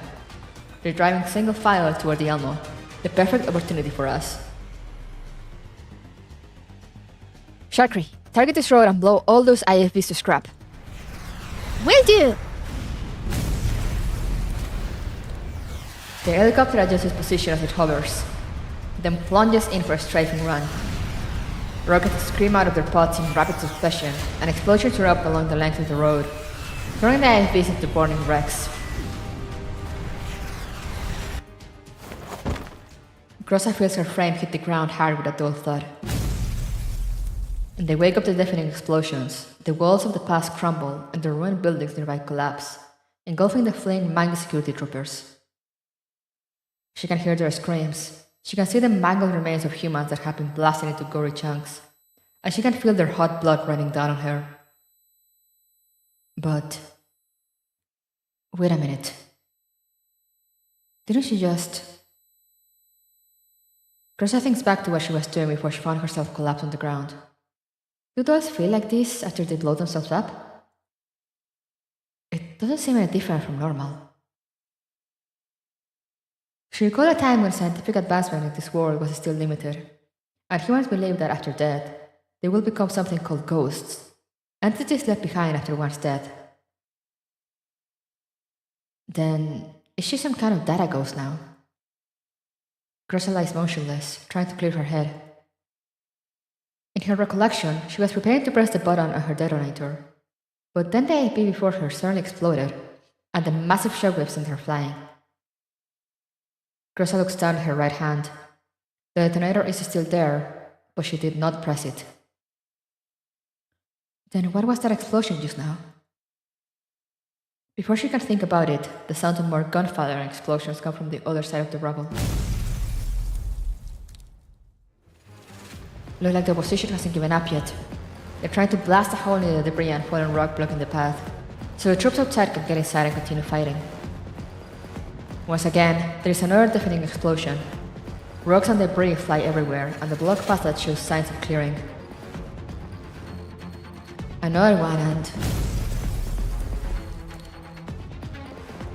the rubble blocking the path is completely blown away. She can hear Mangy troopers approaching, so close that she can see their grey helmets through the breach. Is this the end?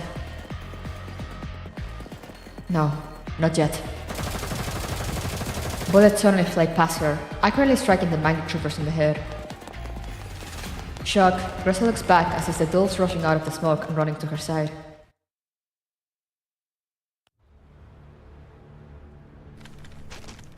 Woohoo! Reunion! Miss Grossa, are you right?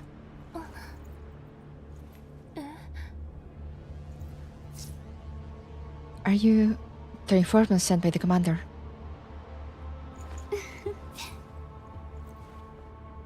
Miss Grossa, do you not remember me?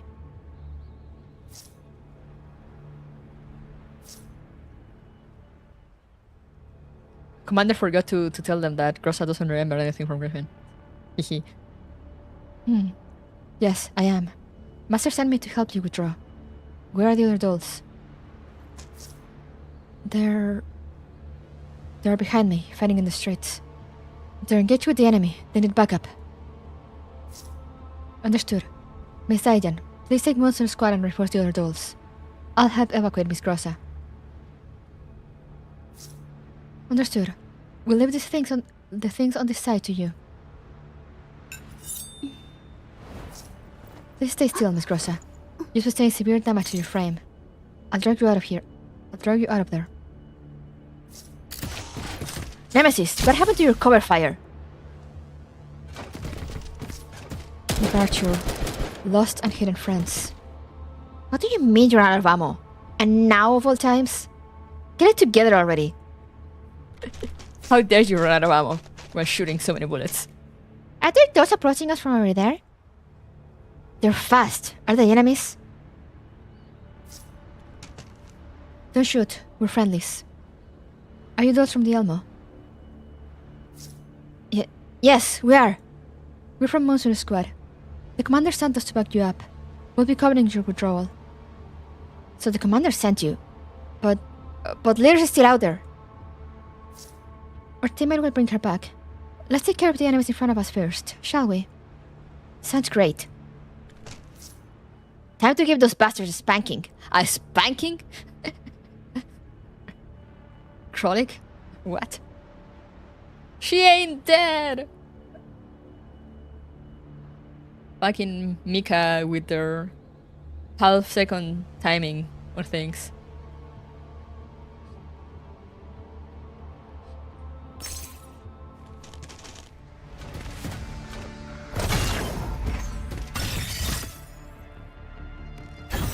That little thing is so funny to me. It's like, what's that gonna do? That's like a toaster. They really like the bloodness and stuff fake out. Yeah.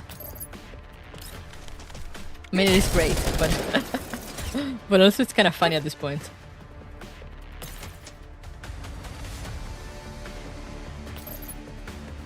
That you're like, oh no. Don't do an AR-15.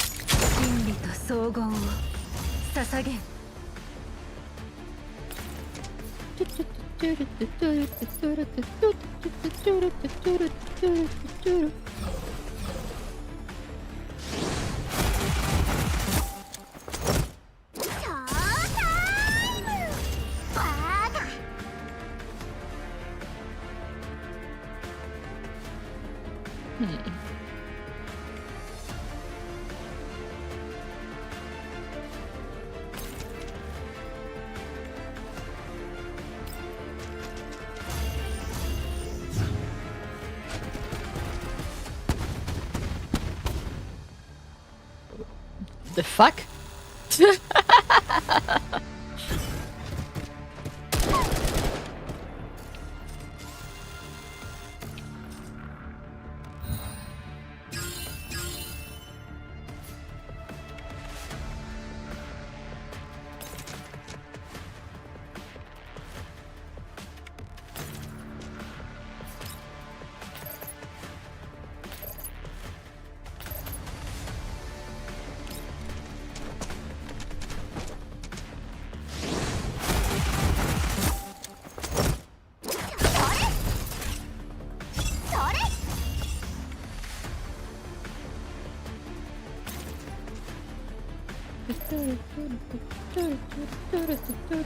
There we go.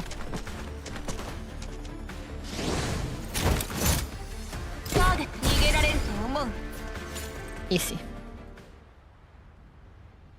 The red-haired woman anxiously studies the messages on the screen, not even realizing that her cigarette has almost burned itself out. Half of the IFB she sent into the town have been destroyed. The other half have been wedged outside by fallen rocks and rubble. Meanwhile, there is a ceaseless stream of casualty reports from her omen forces.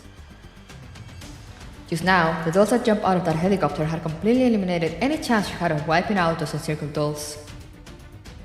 That helicopter has shown up with incredible timing and practically destroyed her entire deployment in an instant. Could it be that the fleeing MBB had only been a decoy? Was she the one being ambushed all along? Yeah, absolutely. Let's go with that. The confidence she had started to crumble in an instant. And Valentine can't help but wonder if there's a bigger trap waiting for her behind all this. Any other person would probably not be able to do it, but she can't even begin to imagine what kind of strategies that woman who came back from Frankfurt can employ. Valentine's underestimation of her has already cost her dearly, and right now, she knows that her only choice is not a choice at all. Contact all the squads, have them begin withdrawing. Load up the dead and wounded where possible, and return to her master point. How does she know? That's what I've been asking. Was she like with Griffin at some point, or was we there when we returned from Frankfurt?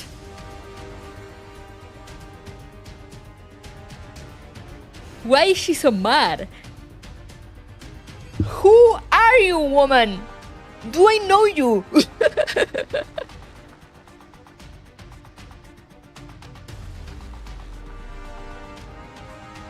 I suspect she was involved with one of Shigeka's big fights. Yeah, I'm like, because clearly she's salty that she seems to be salty that Commander left Griffin. Or that maybe that they went into bounty hunting.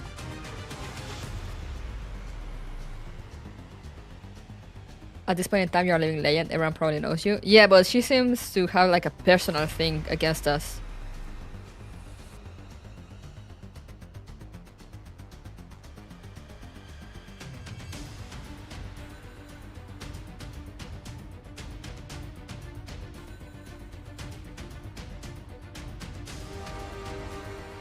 What's your piece on relative of Neely?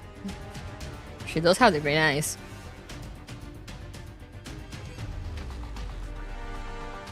When she was a kid at Frankfurt who watches she can being a big hero and got salty when she can quit. It could also be an option.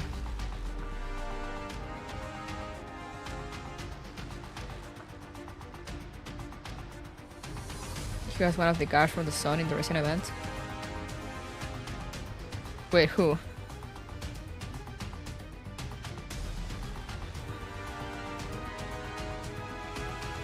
Remember the moment in one of the Gothic books where the major villain in the series reveals himself to the heroes to complain about their plans getting foiled, and they are just like, whomst? She wanted to beat Shigekan to show that staying in the game was right, but no, she can't even beat Shigekan when Shigekan is at rock bottom and she has an entire army on her side. Yeah, it doesn't seem that it seemed kind of personal. It seemed like she wanted to prove a point to Commander right now with this ambush and everything. And like the internal monologue she had at one point. It really seemed to imply of a thing of like, I'm gonna show you that you made the wrong choice by choosing to leave everything while I am here and have all these troops at my command and I am strong and you're struggling to pay your bills and whatever. And now she's extra salty that she's being proven wrong. But Adjutant, we can still fight. We still have those dolls surrounded. And what if they have more dolls lying in wait for us? But we still have a perimeter lockdown mission ahead of us. We can't lose any more men. Bring everyone back now. Yes, ma'am. Damn it!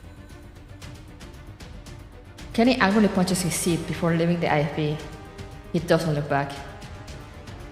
It is only now that Valentine notices the burning pain at her fingertips. She clicks her tongue and drops a cigarette butt. Its lingering heat scorches a black-edged circle on the intelligence report lying on the floor of the vehicle. Valentine picks it up, preparing to throw the pages that made her lose so much out of the vehicle. However, her hand stops halfway, and Valentine instead throws the report back on the ground. There's a strange feeling in her heart. It's been there for a full 10 years, appearing in her dreams, showing up whenever she doubted herself. forcing her to find all kinds of excuses for her actions in order to get it under control. As it is, she can no longer hold it back. The feeling that utterly denies all the choices she has made. An emotion that completely crushes her soul into the dirt. How is it that she can still beat me, even after falling so far? Why will she give up on everything, even when she's this capable? It makes no sense. She has to ask her and find the answer to that question. Valentine grabs her gun and stands up, throwing open the ivy's hatch. She clenches her fist, driving her nails so deeply into her palm that blood begins welling up and dropping from her hand. It shouldn't. Things shouldn't be this way.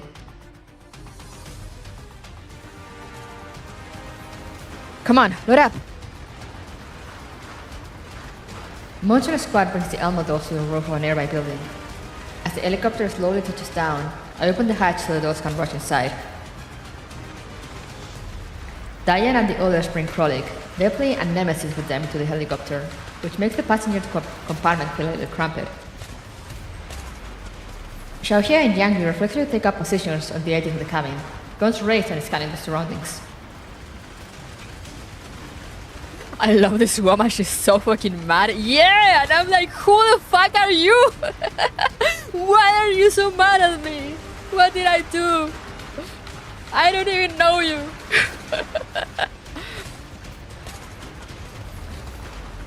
I'm thinking maybe it was just like another commander at Griffin. That clearly look up to Commander a lot. And now I've got super salty that Commander is like, oh, I'm out here, like barely surviving and I still can beat your ass.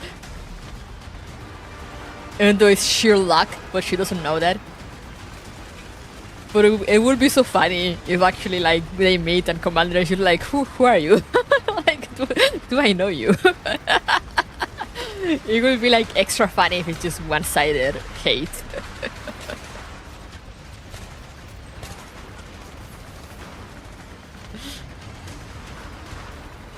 I can't respect the sheer anger. And besides, she just said that she had kept this anger boiling for 10 years. Like, girl, move on. It's been 10 years. Get over it. One-sided hate is always comedic, yeah.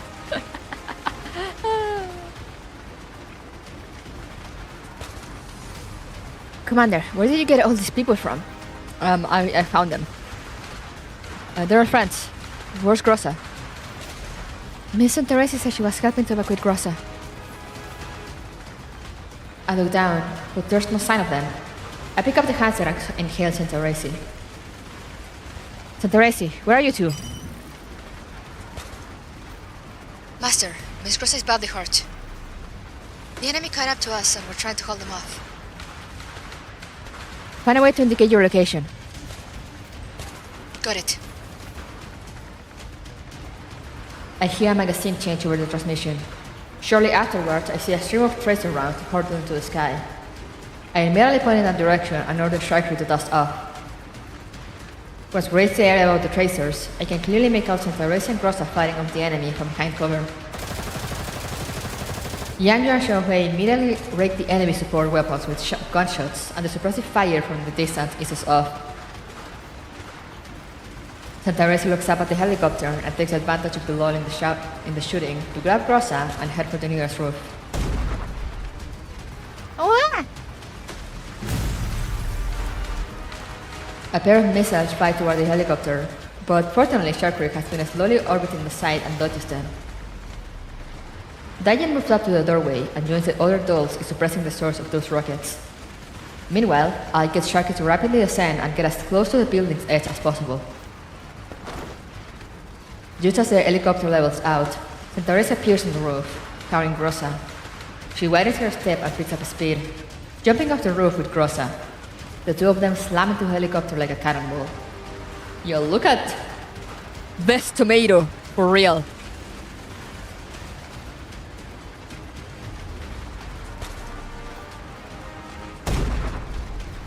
Fortunately, the other dolls helped them soften the impact. Diane helps interestedly grows on the cabin floor, while Yangu immediately closes the hatch. Seeing that everyone is aboard, Sharkry immediately climbs into the air, putting a hasty retreat while being pursued by more rockets. The helicopter flies toward the Elmo. Fortunately, the roof landing pad isn't too badly damaged. Sharkry lands the chopper on the Elmo. The dolls dismount, waiting for further instructions. I look into the distance. The Elmo is clear of that ruined town, and the enemy shows no intention of continuing the pursuit. I sigh in relief, then turn my attention back to the dolls. Grossa's frame is riddled with shrapnel. Krolik and Nemesis are carefully unloading her from the helicopter. Grossa, are you right? I'm fine. I'm sorry. I almost failed to complete my mission. It was my fault for coming back late. Don't speak, you need repairs. Grossa nods and closes her eyes. I hear the chime of the hangar elevator nearby, and Mei Ling rushes out as the door opens. Commander! Leader, are you okay? Grossa shakes her head, but does not respond. Mei Ling, you've done a great job. Now I need you to do a little more. Got it! I'll start fixing Leader right now. With Mei Ling urging them on, Krolik and Nemesis help Grossa to the repair bay. Will Leader really be alright? I hope it's just surface level damage. We'll have to wait for Mei Ling to finish running diagnostics. Speaking of diagnostics, why don't you give Melanie a checkup? After that, we can get her a room to rest in. Alright. Come with me, okay, Melanie? Melanie glances at me, then obediently follows Colton down the stairs. I habitually give the other dolls a tour of the Elmo, which also includes performing a damage assessment of the stricken areas. I head back to the ops room. Thanks to the recent attack, it's a total mess. Glass panels have been broken and fragments are everywhere. I can't help but sigh as I think about how the Elmo had just been repaired not long ago, only for it to be reduced to this state once again. I sit back down in my chair. Who would have thought so many things would have happened in the course of just one day? The heat hearth of silent Dandegate flies above my head once again. Then the lion's smug voice rings out from above me. What an exciting day this was, Commander. Does it remind you of your Griffin days? I can't help but be reminded of them. I reach up to grab the Dandegate above my head, but it nimbly evades my grasp. The Dandegate flies before me and projects on the lion's face again. He is yawning and stretching lazily. So, were today's events a coincidence that you arranged too? How could that be? The only coincidence I arranged was for you to meet Monsoon at the Zucchero, but then you ended up rewriting the script in your own way. I had nothing to do with encountering that underground lab, the fight with Mango Security, or that girl. Oh, really? Anyway, about that data you found in that underground lab, have you learned anything yet? I found a piece of information before we left the range of the single marker network. As it turns out, there has been a string of missing persons occultist activity cases filed with the police departments of the various major districts in the nearby satellite cities.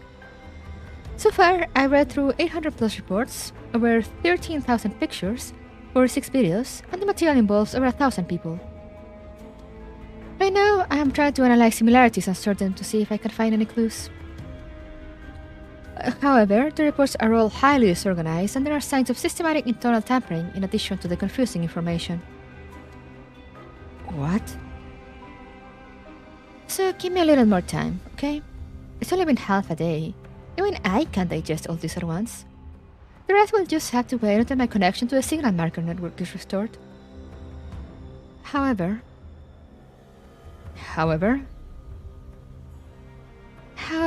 there seems to be some similarities between the experiment you found and what Hateful is investigating. Perhaps they might be able to give you a lead to follow.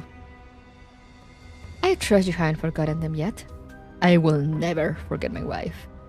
How could I ever? Lina assigned you to go pick them up, right? Gross and the others were attacked on the road to get them. They were probably the same people as the ones who attacked 404. That's my guess too. According to the PMC registration database, Mangi Security is supposed to be a small independent company with less than 100 employees to their name.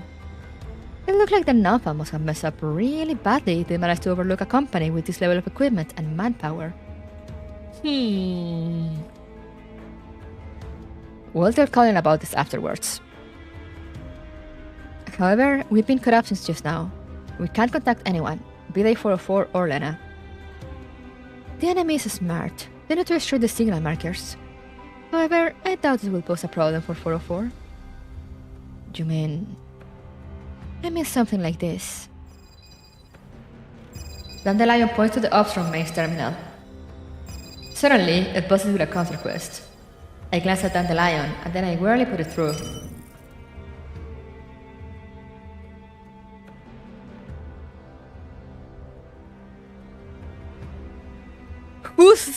Hello? Who is this? I miss my wife tales.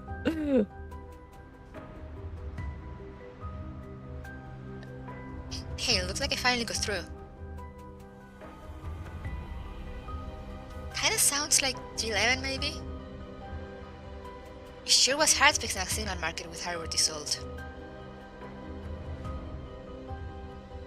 Yeah, it is 11.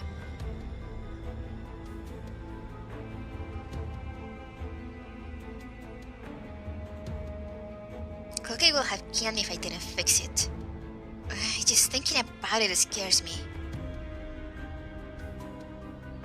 For a moment, I'm not sure how to answer. There's a look of doubt on my face as I listen to the voice on the line. It's Pink Nyan Punch. Oh yeah. No response? Hello? Can you hear me? I'm connected, right? Oh, it could be there also. Yeah.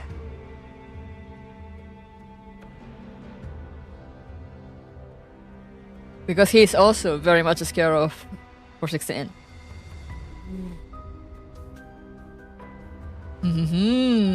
I guess we'll see eventually at some point. If the event was voiced, it would be so much easier.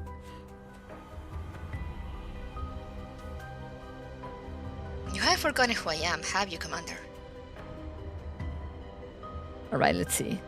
But it has to be one of them because they're usually the ones that are more like, you know, complainy, whiny, and are very much scared of 416.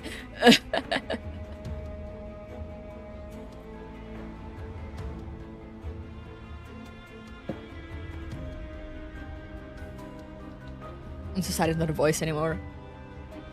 We should be getting voice events back after this, I think. I mean, I know Exilium is voiced.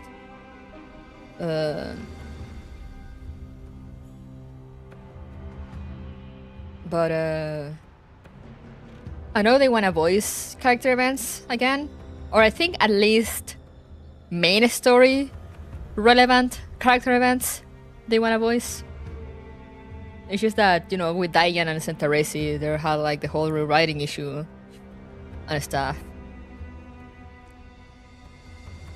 I'm scared 416 is like something anyone will say.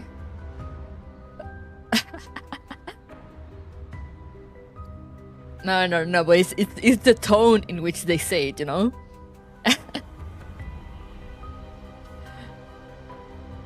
Because like most other people will not like truly be scared, or will be more like more annoyed than scared. Like, which other members of 404 do we have now? Vector. Vector will not be scared of her. Vector will just be like, you know.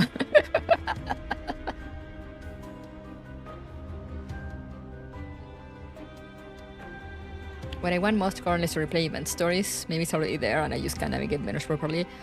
No, it's not available yet, but it's gonna be. They already implemented in CN, so we should be getting that during the year. And I know they added in CN, they added Santa Race's event and the Glass Island event, I think. For some reason, they didn't add it in Diane's event when they opened it. But you know, it is coming.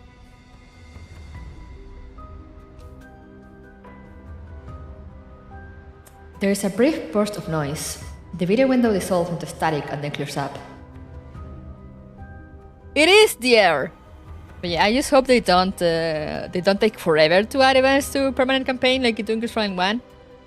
Like right now, it kind of makes sense since they didn't have it implemented yet, and you know they have like all the rewriting issues and whatnot.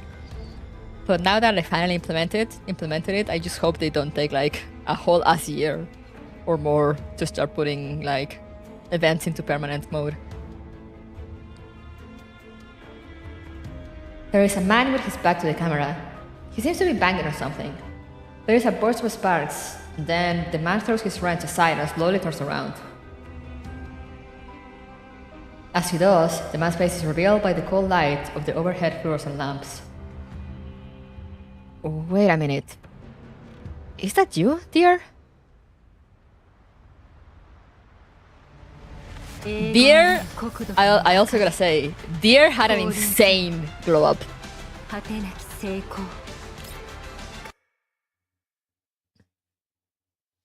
Remember to claim our spoils are from the guns from Frontline? Oh yeah, I already did.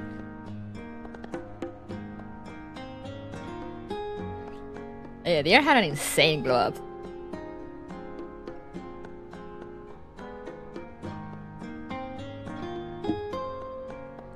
And I'm sure he can still pull off cross-dressing if he tried.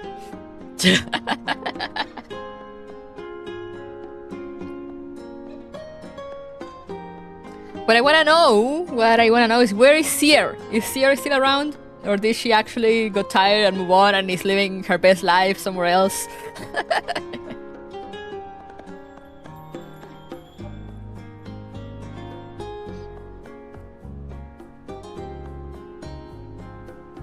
Where is Seer? I need Seer around to keep making dresses for the girlies.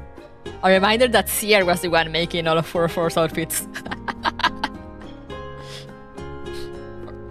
Or at least a few of them. She made them.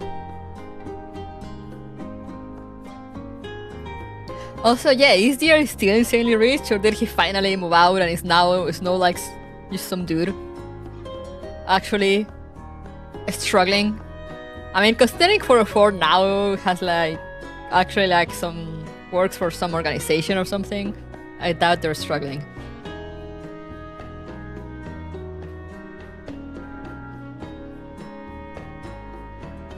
Did he finally move out of the basement they were in?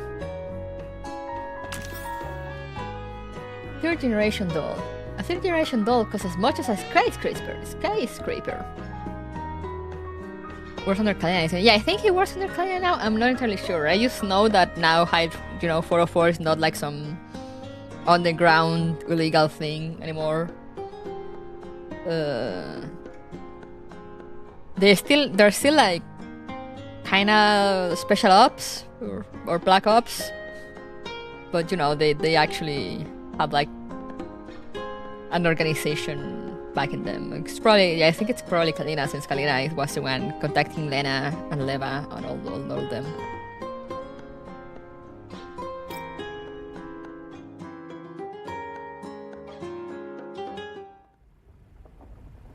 Outside the Elmo's windows, a sandy gust of wind speeds through the darkened sky.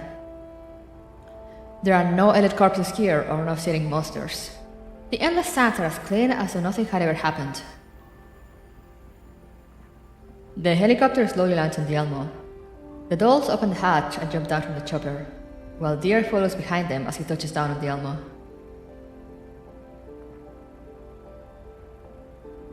After receiving Deer's distress signal, Centaurisi took Dayan and the others to the beacon station where Deer was. As per our previous comms, I learned that he had come to offer assistance after 404 had gone missing. But by the time he arrived at their location, he found that all the signal markers in the region had been destroyed, and that mine security had seized control of both the roads leading in and out. In the end, he became trapped there. Fortunately, Lena had given him the Elmo's com code, so he managed to contact us after fixing a signal marker.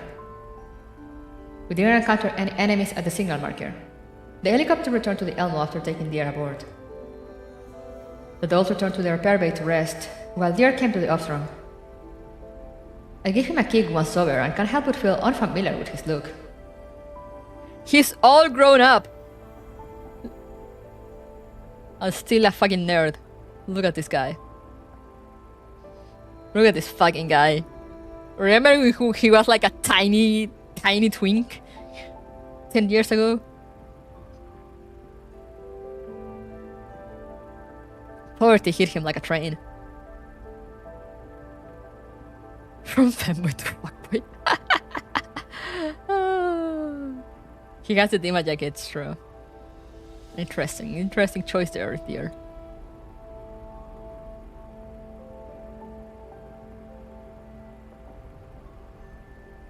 Can't believe it's the same guy that chose a girl avatar in Ubisoft Division. Okay, but like, I know a lot of people like to joke about that, but be honest, guys. How many of you choose a girl avatar in games? Show of hands.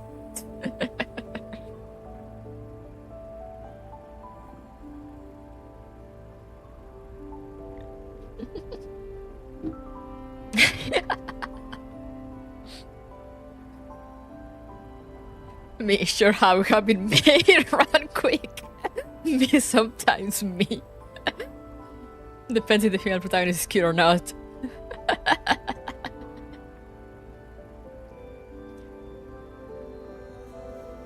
See, and in games in which you can like customize your character. Third person game, girl for sure. For real. We have Tenshi with I always speak male. He's surreal for that. But you know, I played Final Fantasy 14, you know, and I went out of curiosity one time. I asked my guy friends, like, you know, like, just out of curiosity, like, oh, like how come you all pick like female characters to play as in Final Fantasy? And they were like, I like cute girl. And I'm like, okay, that's so valid. That's so real.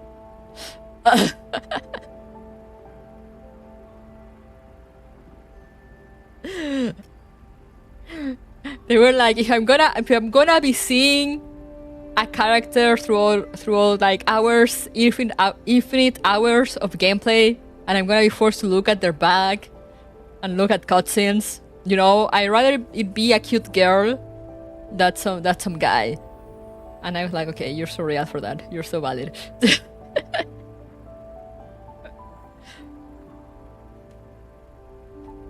I want to be cute for once. Who need man when we can choose girl?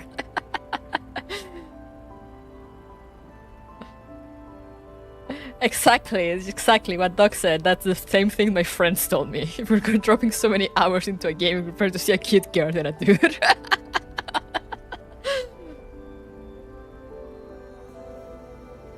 And that is exactly the same reason why my character in Final Fantasy, it's a guy. It's a pretty boy. So, you know, flawless logic.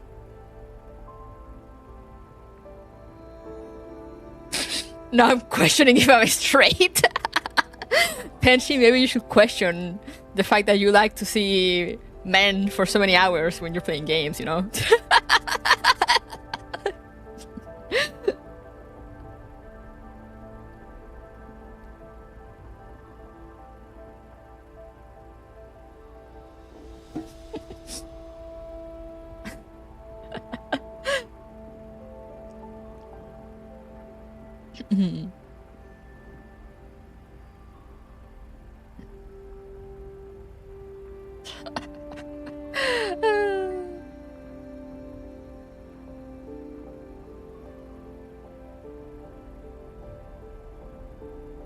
You know, all those dude bros on the internet that get mad at video games having female protagonists because apparently all they wanna see is like a strong burly man in their video games.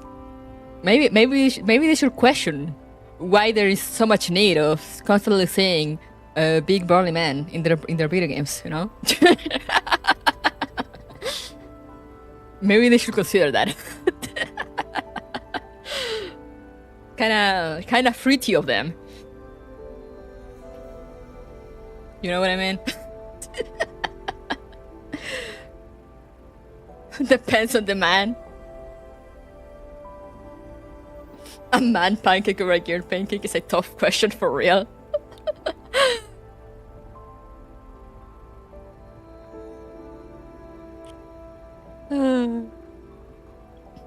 Sorry dear, I'll let you hang in here. We've had important discussions to do with chat.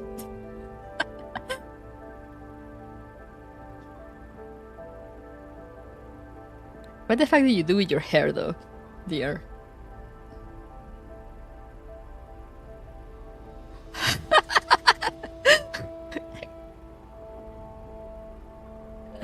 She's a tall 5'8" military all kind of I appreciate it.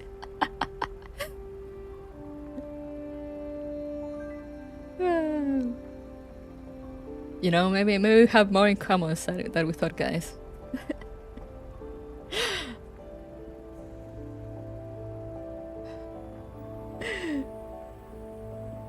Hello, that guy. We're just discussing how come guys like to play with female avatars so much, but also enjoy male protagonists if they're like very strong, attractive, and handsome.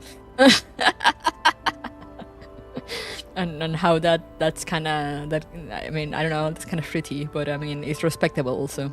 I do the same, but like the other way around with women.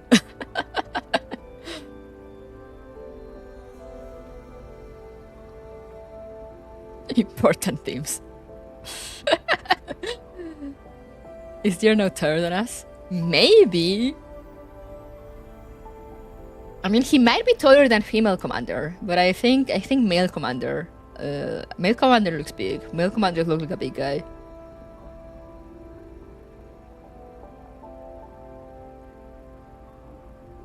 But female commander, it's kind of short, so he might be taller than female commander. What's wrong, Commander? Why are you looking at me like that?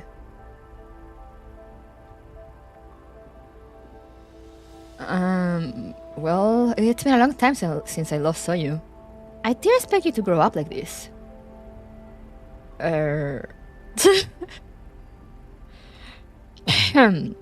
Well, I am a human after all. Our looks are different from those. We grow up fast. Especially him, that was like a little boy. Yes, of course, I know that. That said, what's more interesting is that you're still helping out Squad 404. There are times when I ask myself, why am I even putting myself through all this crap? But hey, in for a penny, in for a pound, right?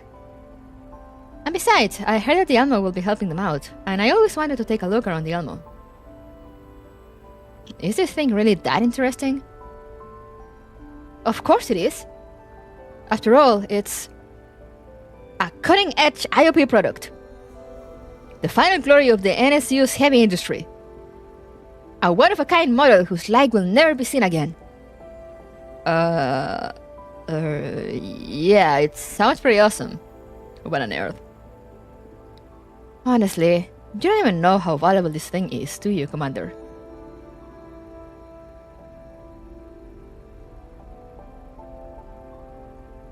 I guess it depends on the game. If it's a VN or a game with an old system, I play male. If there are a lot of options for customization and the female MC is cute, then I go femme MC. I love how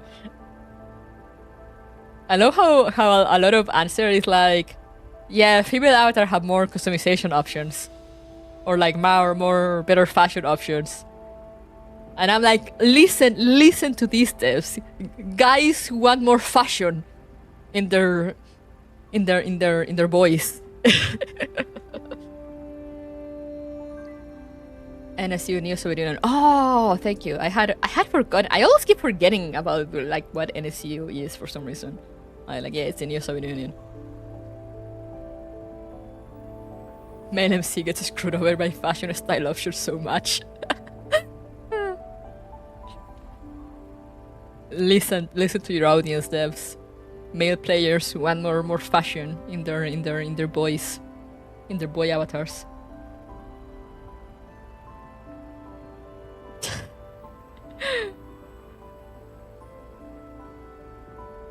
All I know is that thanks to his workshop bills, I have trouble just getting enough water to drink as it is. Hey, you get what you pay for. Would you mind if I upgraded the comp system over here? Be my guest. As long as you did it for free. I step aside and Deer takes out a bunch of strange devices before starting work on the command console. After some banging and fiddling, I see a screen on the console monitor that I've never seen before. What's this? I upgraded the Almost comp system and also set up a temporary encrypted comms channel. I'm sure there were cases in the past where your transmissions were leaked to the outer world, right? Why do you ask? Lena told me about it. She said that after Miss Kalina found out that the non-fast comms had been cracked by others on multiple occasions, she told 404 about it and asked him to improve their signal encryption. Leva felt that relying on an encrypted channel alone was pointless. So not only did she boost encryption on all their communications, she also installed a honey trap in 404's information systems. Any visitors who haven't been invited by 404 will receive a special surprise from them. Unfortunately, the upgraded technology still hasn't managed to catch that visitor who's turned up so many times before. The encrypted comms channel I set up here is similar to the one Squad 404 is using now. This way, we can better ensure data security between both sides. If that's the case, Kalina had best upgrade on her end too. Well, about that, I don't dare to mess around lightly with things on Nafa's end. Hello, just look twice. Although, I think that's where the biggest hole in security is. So you think that Nafa is problematic? Like, it would be strange if a government organization of that level didn't have loopholes, right? I fall silent for a while and don't respond to Deer's words. In principle, I trust Kalin unconditionally, but she's part of the Alpha, and I can't make up my mind about them right away. After some thought, I decide to change the subject. Oh, yes, you were saying that Lena asked you to come over? Yep. Earlier, Kluge mentioned having trouble getting network signal, so Lena sent me over to help troubleshoot things for her. At first, I thought it was just a standard mission, so I took my family helicopter over and paid for transportation and tools myself. Now that I think about it, Kluge really is too stingy. Okay, yeah, he still has his family fortune. I took my family helicopter over. What the fuck, my man? My family helicopter. Yeah, don't you guys go out in your family helicopter every now and then? Don't you love doing that?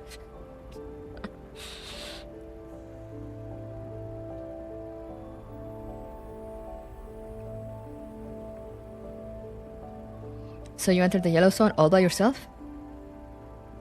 Well, the danger level for this place wasn't high, and my truck had good specs, so the bodyguards had trouble catching up. I thought I could just find a signal marker, drop off an enhanced base station, and be done with it. But turns out, every single signal marker I encountered along the way was completely destroyed. The only one whose internals I could even begin to repair was the last one. I do that every weekend. Fly mine every day. Twice a week to keep it good.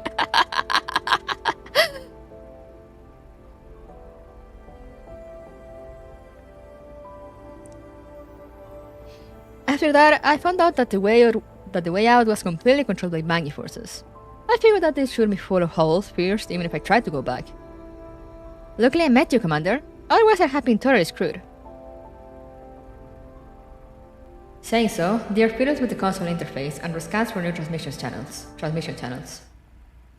The moment the rescan finishes, a shining point immediately appears on the screen. What's this? It's a transmission base station. It's broadcasting right now. Can I connect to it? Yes, do it now. Deer connects to the transmission. A rapid, loud voice speaks over the channel.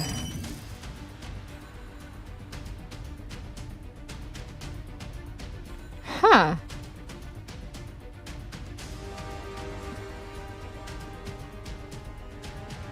That is a big number. 3,762nd Platoon of the 7th Environmental Survey Corps. We have an emergency and need support. I repeat, we need support. Survey Corps? Aren't those the forces that 404 are working with? Can we communicate with them? No, there's no response. There is an audio clip on a loop broadcast. Can we backtrace their signal then? Sure we can. Alright, location confirmed. They're not far away. I pick up my terminal at contact center Racing. Master? Center Racing, I have a new assignment for you. Get ready for battle along with Moonstone Squad and meet in the hangar. Understood. Preparing now. I have dears on the coordinates to the dolls and look out at the night sky, as dark and mysterious as this mission. This may be your break in finding Hide 404.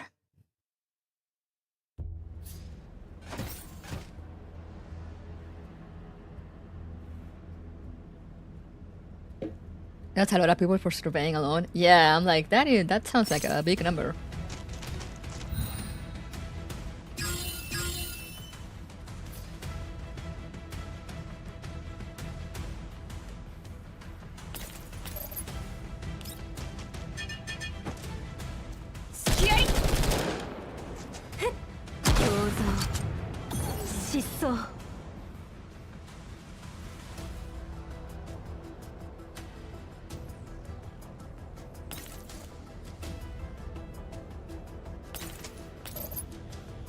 Get rid of that.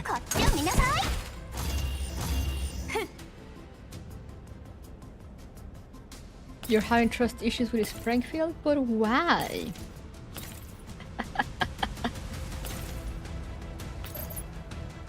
Why?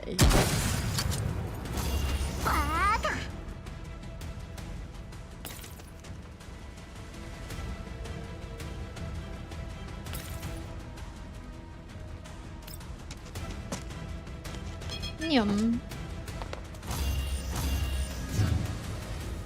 Pulling Helene or someone from the office? Man, I want to see Helene again.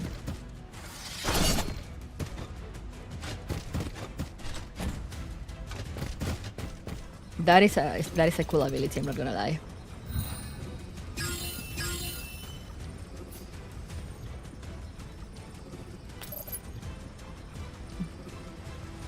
That Helene is still unmarried? Yeah.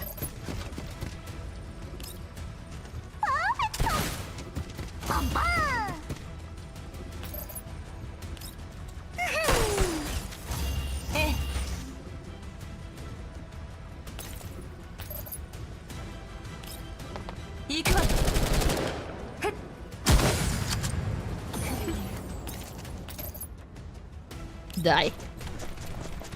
I will trust this Springfield with my life, hell yeah.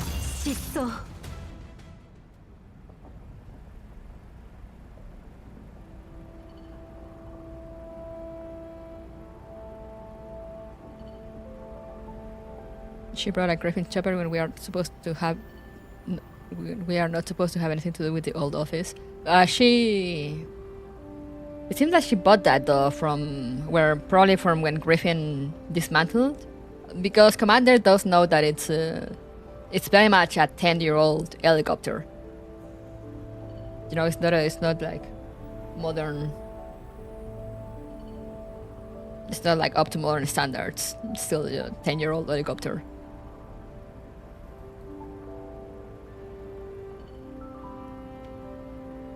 So assuming they bought it probably when Griffin got dismantled. So it's not a Griffin helicopter anymore.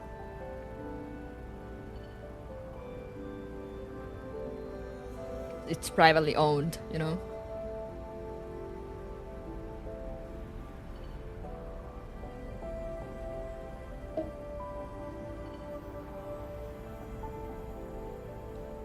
The helicopter takes off from the Elmo. I decide to head over to the repair bay while waiting for news. I leave the Ostrom after telling the Dandy Gate to keep an eye on the Elmo's status and its surroundings. Deer follows me down too. When we enter the repair bay, we see Melanie performing the final adjustments on Grossa, while the other dolls keep her company. Ah, Commander, you're here. Yep, how are things? Melanie says things are okay. But just now, Leader... Craig immediately shuts up when she realizes what's going on and pushes Nemesis and Ripley out of the room.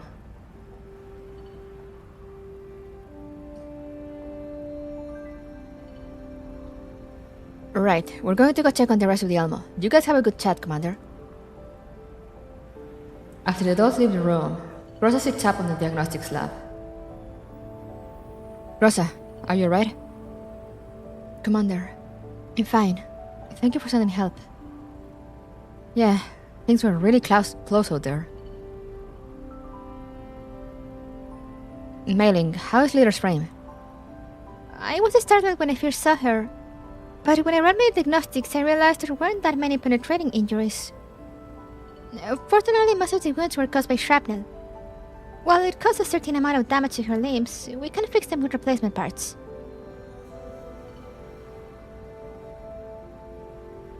No, Sharkey was indeed driving the one they bought. The old one. That's good to hear. After saying that Grossa is alright, I managed to calm down at last. I step aside to make room for Deer, then introduce him to Grossa and Mailing. This is Mailing. She's the Elmo's chief engineer. Grossa is the leader of the Elmo's doll squad. Deer nods to them. Mailing returns the nod, a little timidly. This is Deer. I guess you could call him for a force. Just call me for a force technician. I'll do everything I can to help you out during the upcoming operation. Nice meeting you. Wow, he's so polite now. Oh, alright. Grossa nods to Deer. For some reason, Grossa seems to be acting strangely. Suddenly, Deer's eyes light up and he excitedly rushes over to the slab behind Grossa. Puzzled, I follow his movements with my eyes and see him practically skip over to where Sextans is lying. Sextans' frame has been badly damaged. Just about all her exposed skin has been destroyed, and her body is also badly deformed. You even have a third generation doll?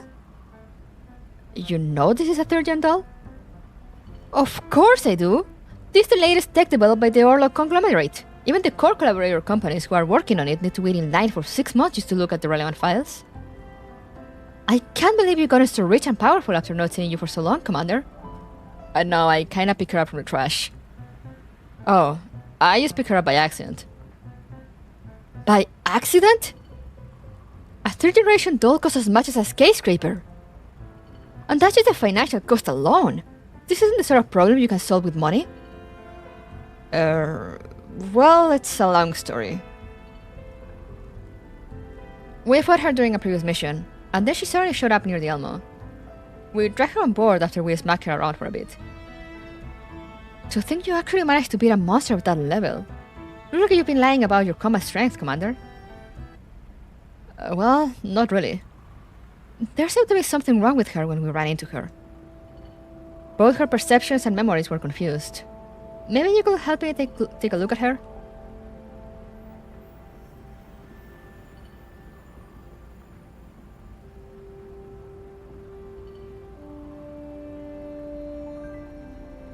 Happy to help.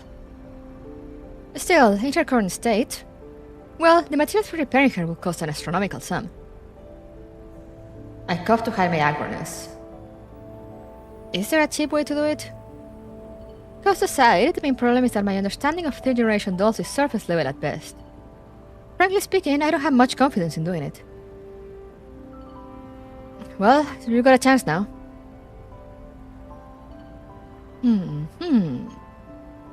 Yeah, I think so too. Well, since I've got a chance to take a crack at this, don't mind if I do. Deer pulls out his toolbox and produces a plethora of instruments I have never seen before. After plugging all manner of cables into Sextans access ports, Deer's instruments begin to flash and make noises. It's a mess in there. Junk code and bad sectors everywhere. Her brain was pretty much mush when we met her. Upon seeing that we were discussing Sextans, Melanie helps cross out her slab and walks over to me. While you weren't around, Lily tried hacking into her narrow cloud to gather information. Why did you take that risk? Her firewalls were down, so I judged that hacking into her will not pose any risks. I say. So, did you make any progress? Her narrow cloud was a mess when I hacked in. My guess is that it was severely damaged by a fusion experiment. I tried connecting to her level 3 base layer and learned some things. Apparently, someone ran an experiment on her and deliberately destroyed her. However, her internal files were too badly damaged and I couldn't make out any details. I see. Dear, I need information in her narrow cloud. Please help me fix her narrow cloud as best you can. Why don't you ask for the moon too while you're at it? Dear takes out another little electronic device and hooks it up to several small cables from Sextans' head. After a while, the connections crackle and throw up sparks, even setting the device Dear is holding on fire. A short circuit. How is it? It's like what little Grossa said. Someone wrecked this 3-year-old narrow cloud, almost to the point of complete destruction. Whoever did it targeted all the vital and irrecoverable parts of the narrow cloud. See, although her frame structure is still largely intact, it's almost inoperable. It's kind of like if a neurosurgeon went on several linkages in a human brain. There aren't many destroyed nodes, but the narrow cloud model is pretty much a write-off. Also, it seems her body... Dear narrows his eyes and carefully studies an almost destroyed portion of Sextans' epidermal layer. Is something wrong? No. Still, why would anyone make a doll frame out of this? Pretty imaginative, I had to say. Is there any material you haven't seen before? Well, it's not like I haven't seen it before. Just that I never thought anyone would make a frame out of it. Get to the point. What is it? Dear thinks for a moment, then reaches into his toolbox and takes out something that looked like a microscope. He looks for a place on Sextans' body, then sets it up and calls me over. Here, Commander, take a look. What is this? It looked like some kind of biological tissue. Or rather, some kind of cells? Looked like someone was trying to fuse this doll's frame material with some kind of cell. That's a little surprising. The cells don't look very active. Look like the fusion didn't work. I think about what Dear is saying, and then I suddenly sense someone staring at me. When I turn around, I suddenly notice a little figure standing in the doorway. There is a pitter-patter of footsteps, and then Café appears from the doorway as well, grabbing the arm of the little figure. Melanie, what are you doing here? There's something here. Melanie? Upon hearing my words, Melanie reflexively backs away. So, you adopted a daughter as well? Look, it's a really long story. Hi! Hello, Melanie. Melanie backs away even further. Do I really look that scary? Coldly, what were the results of her checkup? Melanie's vital signs are all stable. Too stable, in fact. Too stable. Melanie ignores the exchange between Café and me. She raises her hand and points to the doll behind me before addressing me directly. I want to see that doll. That doll? I point to Sextans. Do you mean her? Melanie nods. Sure, I guess. Melanie approaches us. Suddenly, a chill runs down my spine, and my hand reflexively reaches for the gun at my waist. Upon realizing what I'm doing, I quickly turn aside so she doesn't see me and fold my arms across my chest. She walks up to Sextans and looks her up and down. Finally, her gaze settles on the position where we discovered the signs of cellular fusion. I knew it. Knew what? Have you seen her before? Not this one. But she looks a lot like the ones I saw before. She also has signs of this fusion. Melanie's words make me stiffen up. Do you know what these signs of fusion are? They're from Exilium extracts. They show signs like this after fusion. Exilium cell structures? Hang on. Cell activity has suddenly increased. Pierre quickly checks on Sextans' condition. Rosa walks up in front of me and reflexively takes up a defensive position, while Copley pulls Mailing and Melanie away. I love how amazing William is with his affront to nature and sanity real. Be careful, Commander. Logically speaking, the chances of her self-repairing like this should be vanishingly low. But the characteristics of Exilium cells might actually end up coming into play here. Self-repair, huh? So a dog who can self-repair, and a Theurgian doll at that. Well, that's interesting. Looks like she's recovering faster than expected. Oh, hey. Hello. Nice trip you got going there.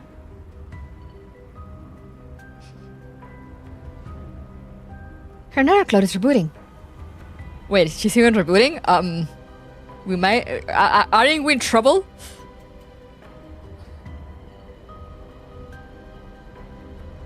The bad sectors are actually accepting connections.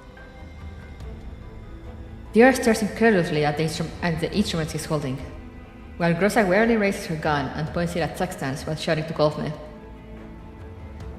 Get Mailing and that girl out of here.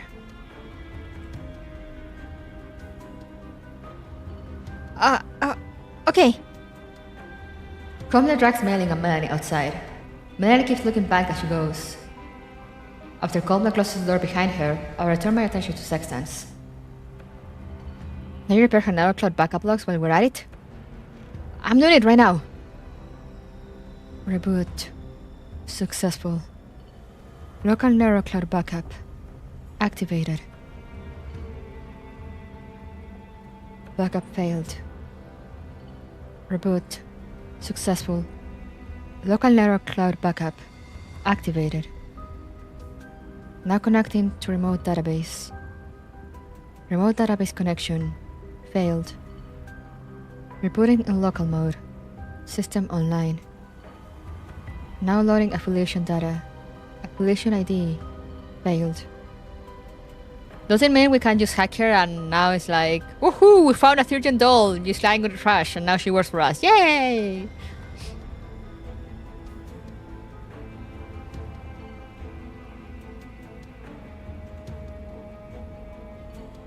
Sextans opens her eyes, but remains still. She looks at me, her eyes filled with confusion.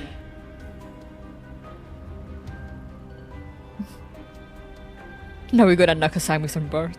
Oh no, she said the line! Are you my master? Yes. Yes I am. Absolutely. 100%. Your master? Sextans walks toward me and extends a hand. I reflexively reach out to take it, but Grossa blocks me. Sextans successfully adopted. No, wait, Grossa, this can work for us. Let me... let. You know, we got Sang Mischievous before, maybe we can get Sextans on board also.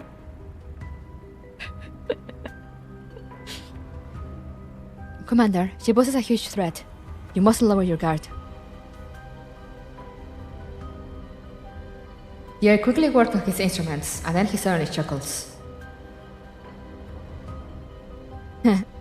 Commander, looks like you might actually become her new master. What do you mean?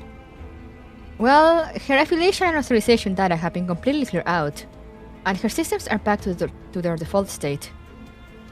If you like, you can take ownership of her. Yes? Yes? Yes? If we don't say yes, I will... I will travel to China myself and punch Yusheng on the face.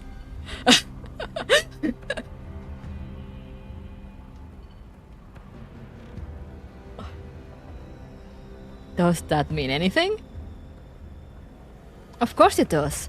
That way, you can easily retrieve those neural logs you wanted. I mean, the only human here who can do this is you, right, Commander? I glance at Grossa.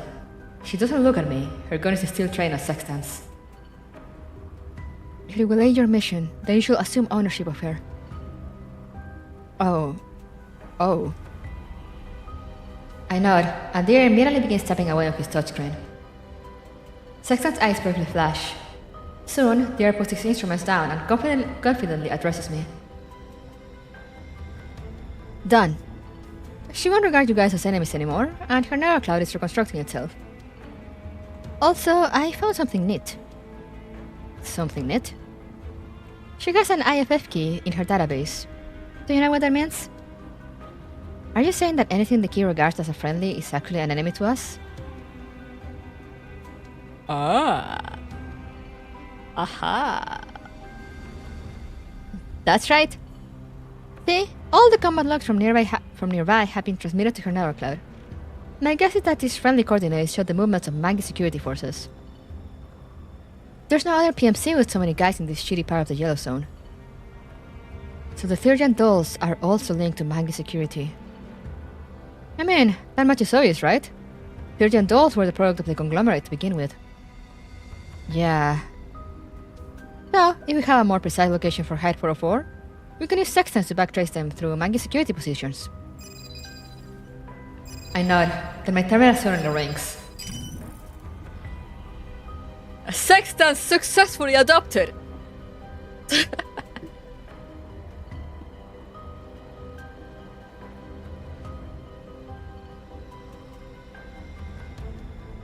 She might feign being friendly, she shot Mr. Klein after all, but Mr. Klein wasn't her owner, so... Commander, did you read me?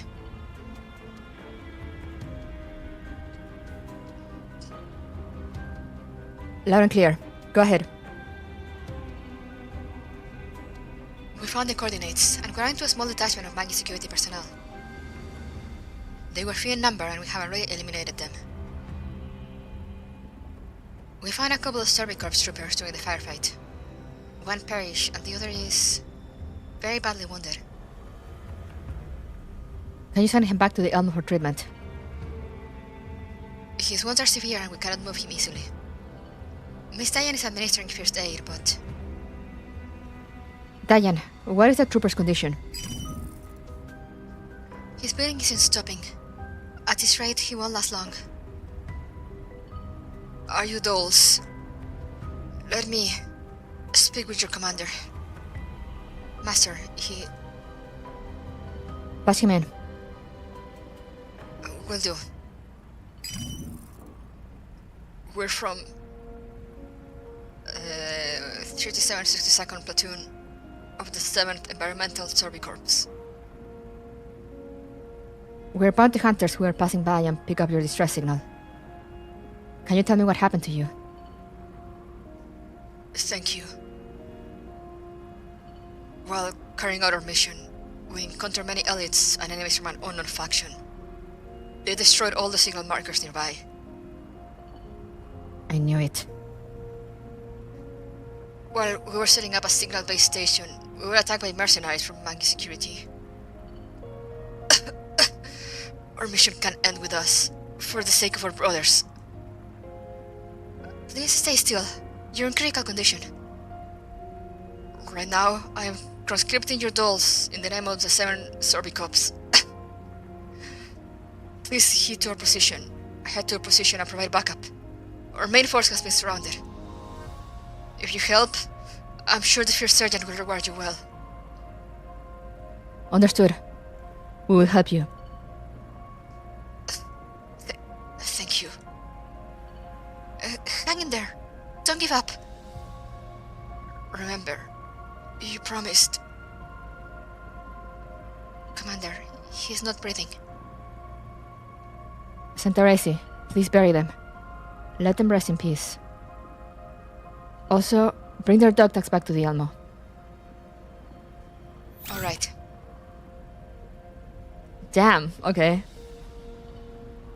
Sheesh. I end the transmission and sigh heavily. I guess that things will turn out this way, but I still can't help but feel a little sad for those soldiers. Dear, you said Hide 404 was accompanying the Survey Corps, right? That was what Crookie said, yes. So the base station they struggled to build should be nearby. Have Sextans prepared to backtrace them. Grossa, take our remaining dolls. Use Sextans as a guide to find Hide 404. Understood. We have to find them. We can't waste what those soldiers have spent their lives to protect. コッタ当たり前ですよ。コルフェンは容赦なんてしないんですから。そうそう。Vladimir dead and this soldier dead is sad. Yeah, that scene made me kind of emotional, actually.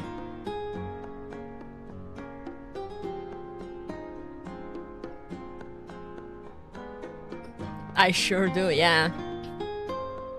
Anyway, give me a second before we finish. I'm gonna go get something else to drink because I already finished my coffee. And we'll finish this.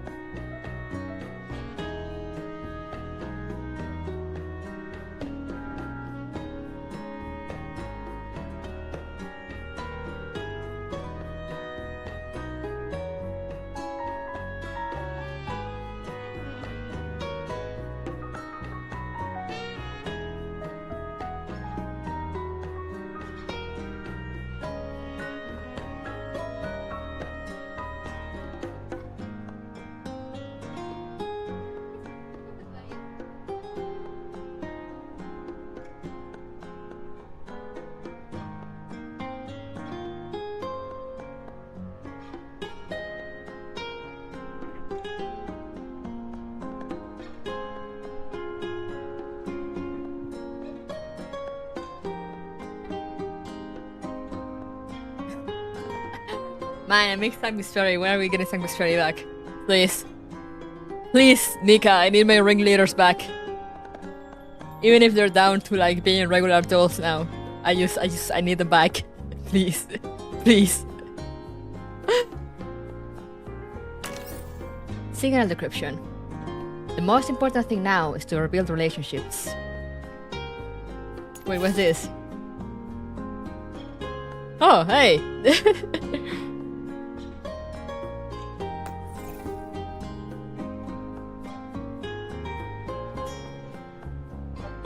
Don't you think they will be scrapped by now? I mean, the ringleaders were part of Griffin by the point everything ended, so I went to have hope. I don't think they'll show up because we have the third gen dolls now as like quote unquote enemies that would probably be recruitable at some point. But please. Just a picture and not that Architect and Geiger are still together. Yeah, I want them out there living their best life. Probably in some beach somewhere.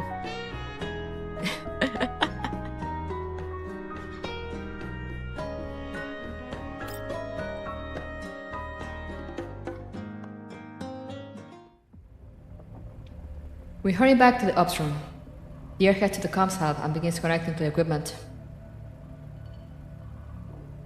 Can you find for a fourth location with the base station?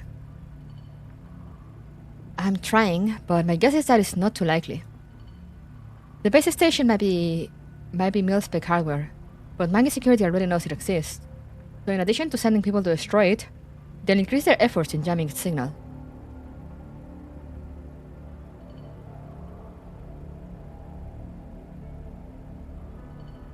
A lot of those went MAA. I mean, more than MAA, it's just that they went, they kind of went their own ways. And some of them just kind of disappeared. In whatever jobs they took. The communications hub emits a signal lost on, validating Deer's thinking. Didn't work, like I expected. Still, there might be hope if we can use Sextans to help. Hang on. Deer crawls under the command terminal and begins installing some extra equipment. Meanwhile, I use this time to contact Centaracy. Centaracy, how are things now? We buried the soldiers. The base station seems to be running normally. Right. I've spread out and established a defense line. Now that Mangi knows they failed, they'll send more people over to counterattack. You must ensure the base station is secure. Understood, Master. We won't disappoint you. Deer emerges from under the command terminal and taps several locations on the touchscreen, whereupon their menus begin to change. Right. I copied over the frequency settings from the military base station. This way, the Almo can use it as a relay to search for nearby Mangi security signals. Well done. Grossa, do you read me? Go ahead, Commander. Connect to Sextans level 2 and see if you can find any treasure. Got it. Working now. Grossa ends the transmission. Soon, Sextans IFF key is transmitted to the Elmo systems. This military base station has great coverage. Now, for the nearby signal traces... what's wrong? The good news is that this AFF key is really effective. It's picking up traces of every single position Mangi forces have been to. The bad news is it's picking up traces of every single position Mangi forces have been to. So they're all over the map. And look at the map after signal analysis has been done. Our surroundings are covered in red dots. Looks like they were really earning their paychecks. Let's think about this from a different angle. Look for signal traces belonging to the highest rank contacts among these. Deer gets my meaning. He nods and immediately begins working on the task. Got it. There are two sets of signal traces corresponding to highly encrypted wavelengths.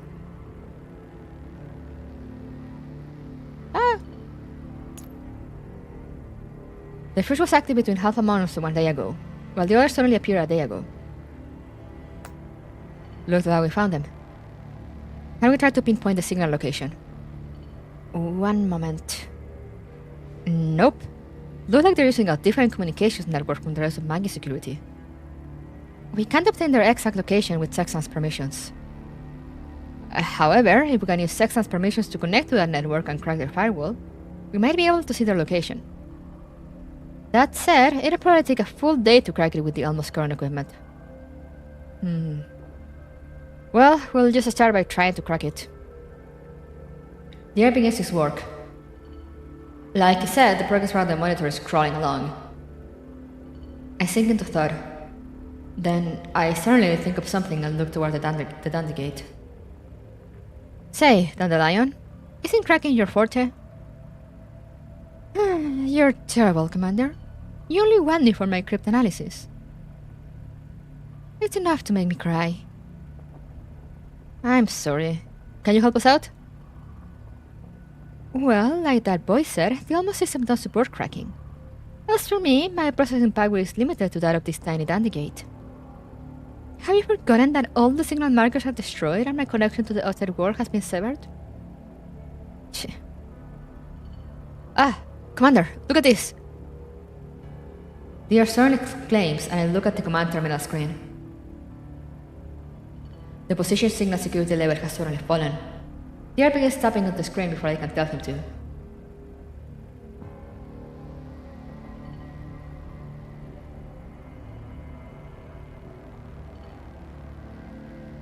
One of the earliest trailers in the dusty memories of Grossa. She was doing with static before her memory loss. Ah, interesting. I need to go read the dusty memories at some point. Wait, they voluntarily lowered their own security level? There's a chance now. But why did they do it though? They lower it? Did they encounter 404? So they lowered their security level to be compatible with 404 security channels? That means we don't have much time to do this, given our current speed.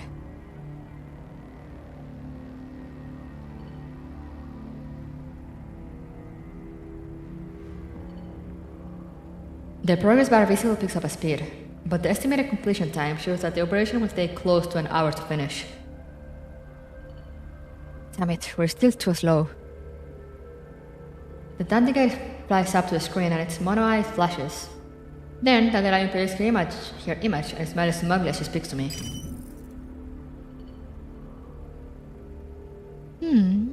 Well, if they lower their security to this level, I might be able to do something about it. However, I can't handle an encrypted signal of this level alone. Tell me, what do you need? You know me so well, Commander. Can I borrow those cute little dolls of yours? You're not going to do anything dangerous, are you?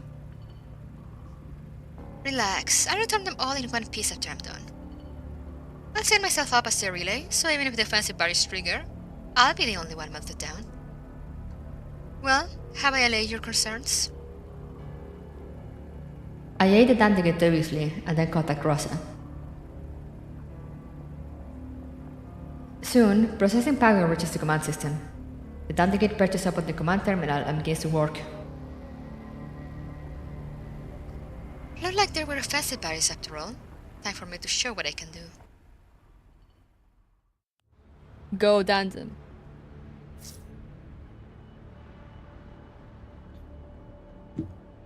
Everyone, I need you to focus your forces on the weakest part of the enemy protocol. I'll assist you from the outside and keep you from being contaminated by the enemy data. If we're ready, then let's go, go, go. Go, go, go, go! Alright. Do I need to get somewhere or just kill everyone? I didn't read. I'm like, read all his story, never read objectives. Okay, they eliminate all enemy units. Easy. Easy peasy.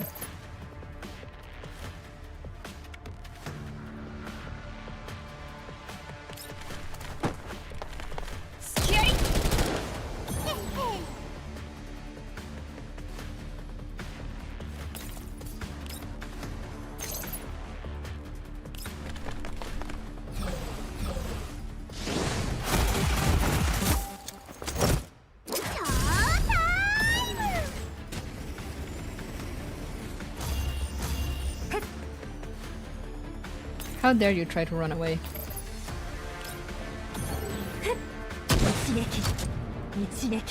Unfortunately for you, I have a sniper.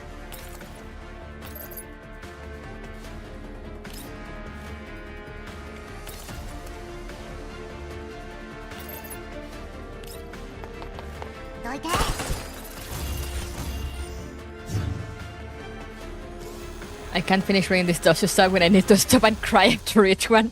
Understandable.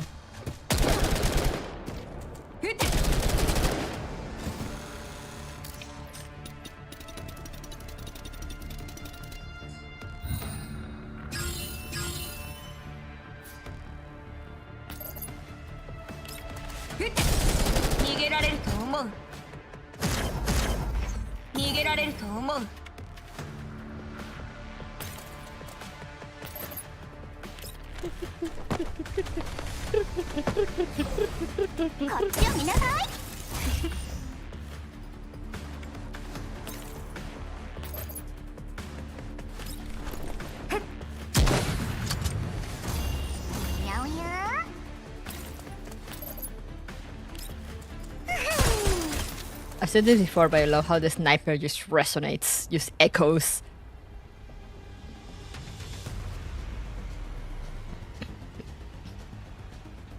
We're in. Connect to the channel. The system indicates that the cracking was successful, and the air begins eavesdropping on them. After some cracking noises, a couple of voices are clearly audible on the channel. I am here now. Oh. Belka, destroy the amplifier. 404, could all comes now. That's Kluke's voice. So they've encountered each other already. What should we do? Should we contact 404? No can do. They've gone silent, and using a mangy frequency to establish comms will be too risky. Can we obtain their position from the transmission just now? Sure can. Right, send it to Grossa. Grossa, we got an approximate location for 404. Sending it over now. Head there ASAP.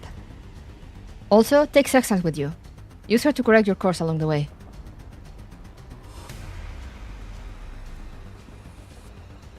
Must we? She can perform course corrections while we're the Elmo. The position's permissions outrank Sextans, so it might be another third-gen duel. Right now, she is affiliated with the Elmo, so having some extra fighting power will help with the coming up.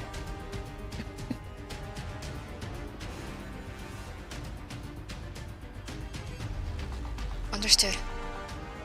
I'll leave Nemesis and Coldness here to defend the Elmo. Everyone else will go help hide 404. Roger that. I'm counting on you. Grossa ends the transmission and prepares to head out. As for me, I pause to think before sending a transmission to Centauresi. Centauresi, sit rep. The enemy has attempted 2 counterattacks. We repulsed them both. They might continue trying to seize the location. Abandon the base station and return to the Elmo. Just like that, Master. Maggie will lower their guard once we abandon the base station. However, I think for a moment. Before that, send one last message from it. What kind of message? Use Morse code and broadcast in clear text. Where are you? Alright, I will do so now. Soon, Grossa's jeep leaves the Elmo and races off into the distance. Meanwhile, a series of long and short tones repeat through my earpiece, and I pray that they will convey adequate hope. Come on, you have to make it.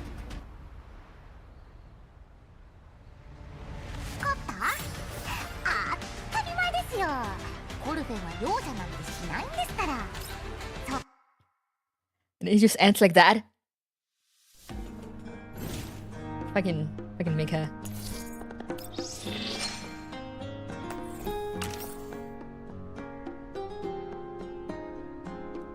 Oh, I got more tickets for this. She's so Sextans, can't blame her though. Yeah. I'm like, I get it, but also it's like, come on, Grossa. She's affiliated with us now.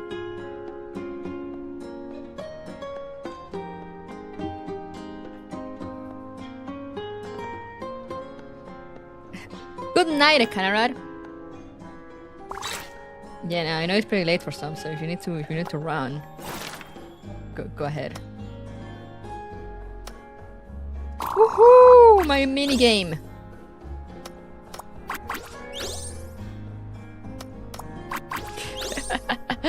Where is the next part? I mean, most likely. When does the event end? Yeah, the 18th, right? Yeah. This one, I mean, the current one.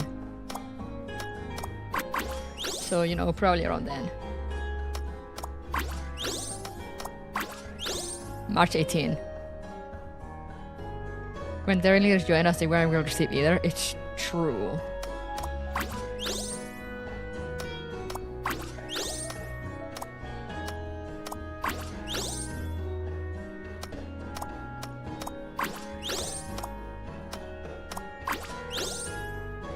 Probably next week we'll have PBs, yeah.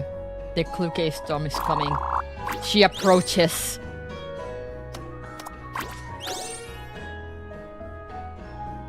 She is the storm that approaches. Or something like that.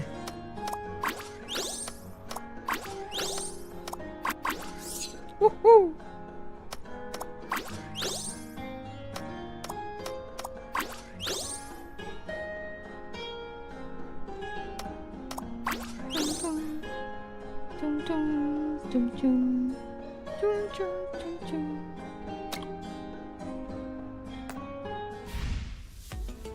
But yeah, that is it. What did I get? Oh wait, oh it was actually a. That's so funny, just having a shirt as an avatar. I love it. Do I have anything else here aside from?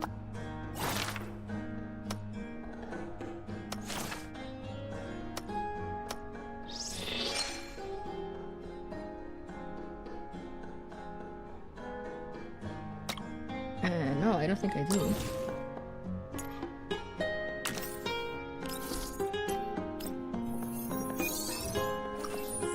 Fui a Zucchero y solo puede traer esta playera. Truly. Gotta rep Zucchero always. Next Island emergency broadcast is going to be Kuruko. God, I wish. Mika, please. Hire me.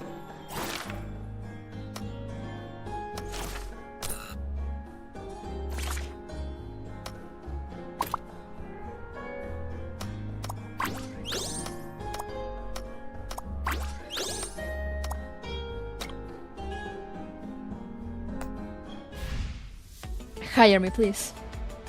Do I have anything else here? Nope. Okay. So let's go back here for a little bit. But yeah, that was the event. That was great.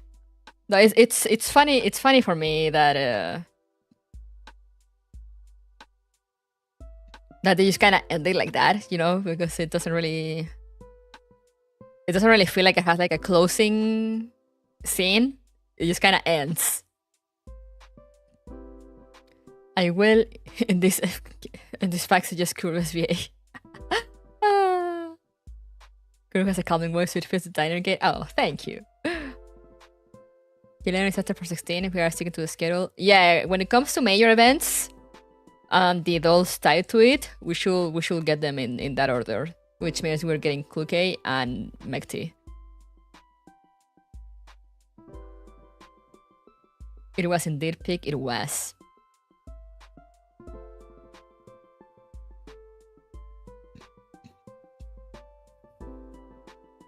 PDW. And the last sentence was cut off, yeah. Yeah, the abrupt ending kind of takes away from it. And you know, I kind of get what they're going for, in which, you know, they kind of ended it and they're on a cliffhanger because you're just gonna pick up straight from there. But it makes stuff feel kind of weird, you know. It just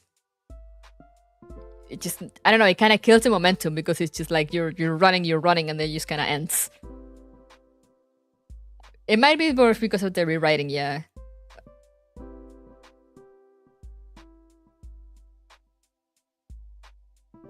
Because they don't have like a, you know, a sort of closing scene.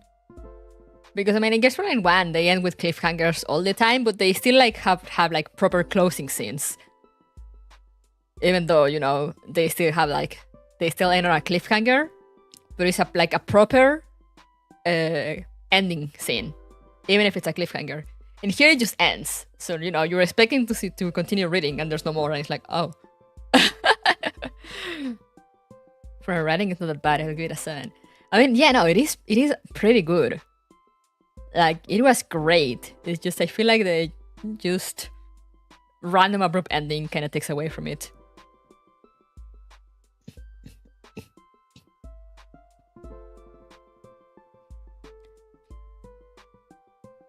The localization also has some minor issues. I noticed, you know, there wasn't anything major, but you know, there were like especially near the end, there were like some words missing here and there to make like proper sentences, or like sometimes words will be turned around. There was one word that had like a random M at the end, like there was like a random typo.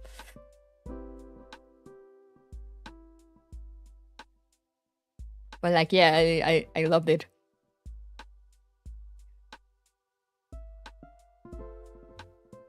Yeah, baby. Yeah, that is Sedm. Just had a random M there, like, oh. But I mean, story-wise and everything, it was great. It was great. Left me with a lot of questions. Like, who the fuck is that redhead? Why does she hate us so much?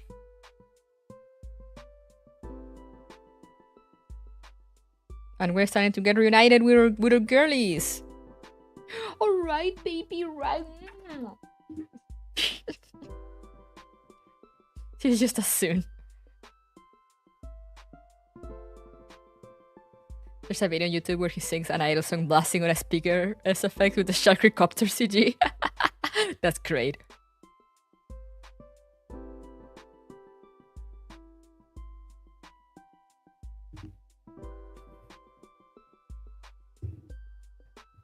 But yeah, next event should start not next week, but like the week after, I think. Let me look at the calendar. No, that's the calculator. I want calendar. Calendar. So we are 9th.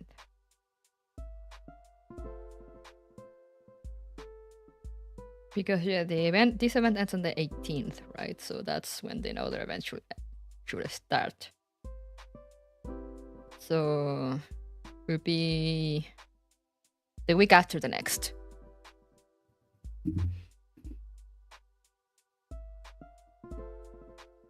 Just Monday when she can pass by straight at some randos just behind beef with us, yeah. Candice, are you getting a maid out of mine to 8.5?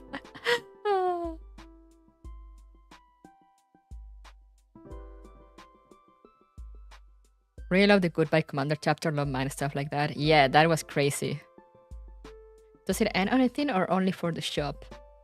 I'm not sure actually. Let me wait. Where do they have the dates here?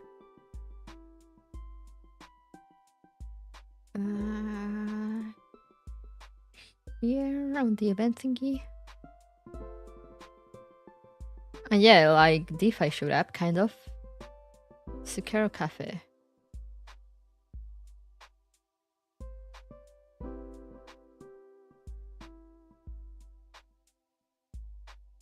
I mean, it says it has 10 days left, but like, they never said for what exactly.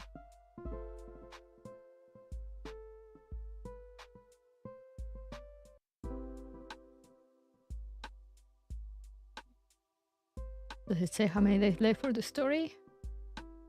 No. And the other tab, maybe? Event. Here. Duration of the event. From February 27th to March 19th. The event shop exchange will expire on March 26th. So yeah, there's still like 1 week left of the event itself. And then a week after, the shop closes.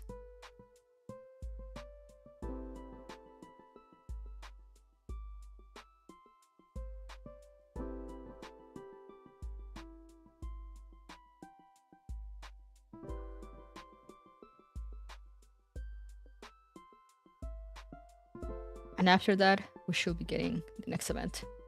Woohoo!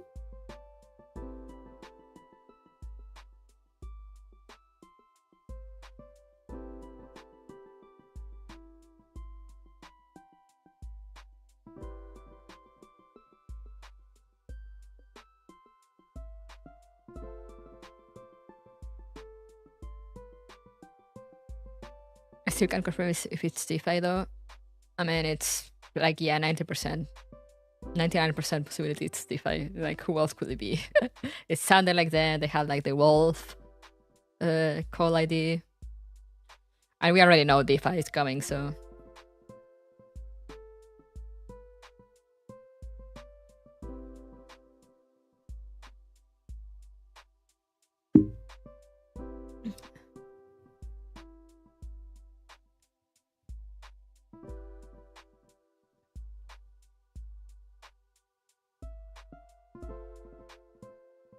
Yeah, there were only 2 here.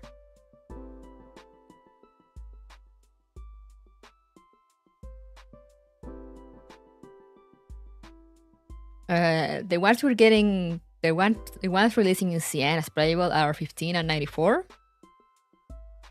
But I'm pretty sure the dialogue here now was between 12 and 94.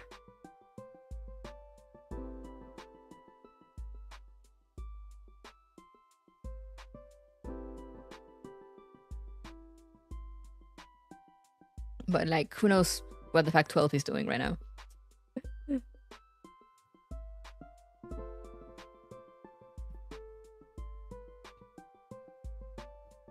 Where is 12? Who knows? Who knows where she might be? Doing DeFi things. As you do. Isn't like a 12 killed in action? Nope.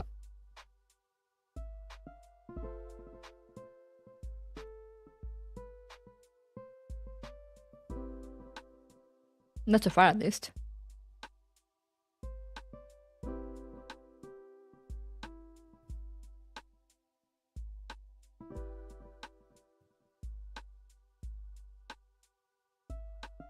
And you know, DeFi can, most of the time they can easily be brought back.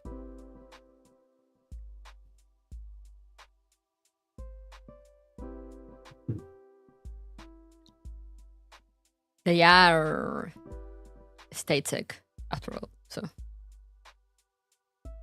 do remember that DeFi are state sec. They might not be, they might no longer be, but like back in the day.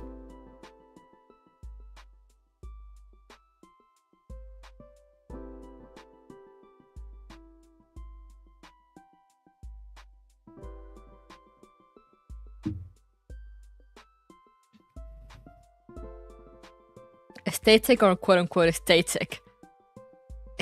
Yes.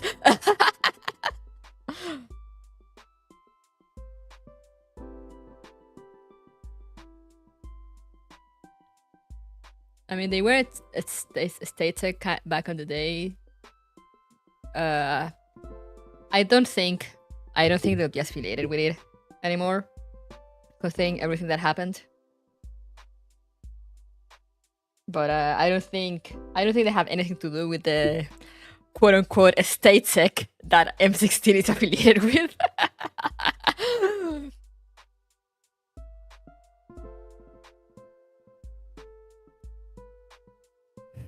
Everyone asks where AK-12 is, no one asks how AK-12 is, because we all know she's fucked. She's most likely not doing well.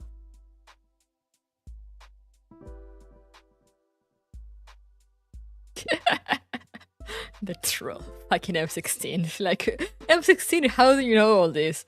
A state sec told me.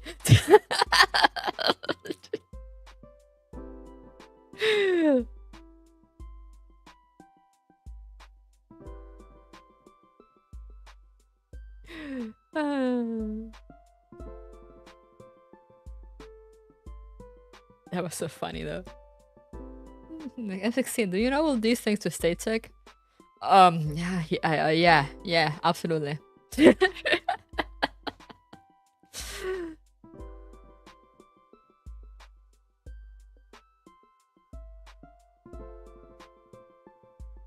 That sure is what happens, says M16.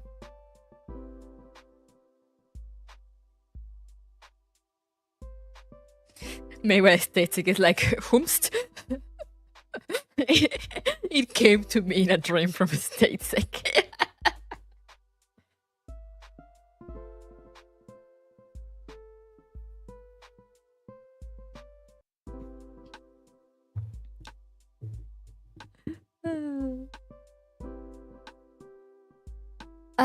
But yeah, anyway, I'm gonna call it a day and go rest. Stay tickets in my DMs are 100%. Yeah, absolutely. I can't wait for Affiliate now. I'm so excited. I'm so excited to see 404 also again. You know I'm gonna be running for Clue day 1. But yeah, gonna be calling it a day for now. Gonna go rest a little bit before I need to go pick up my sister. And then I'll probably die. I'm sleepy. For next week, I still need to make up my mind. But during the week, we should have Sonic Shadow Generations on Tuesday. I just need to check. I haven't checked if I have enough space on a PlayStation for it. I need to check that. Then on Thursday, we should be continuing It Takes Two with Maple. There will be no stream on Friday.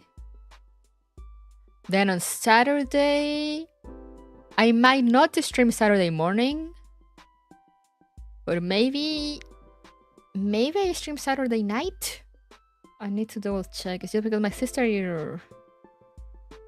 is traveling, so I'll be home alone. I can't remember at what time do I need to drop her at the airport.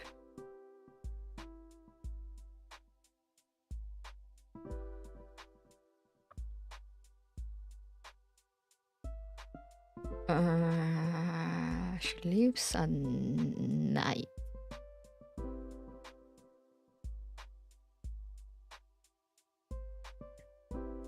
That is on, yeah.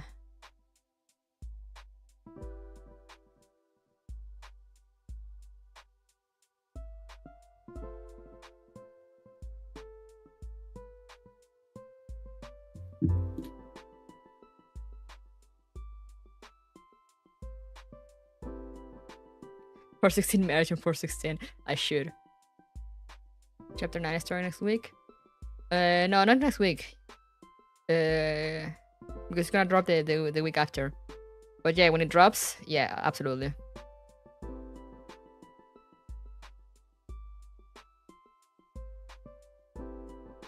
Next month or next week? No, it's the week after next. It's on the 18th. Or 19, depending on your time zone. Either 18 or 19 March. Because that's when the event ends. And with Gears Online 2, they're not really leaving much empty space between events. So, Chapter 9 should come right after.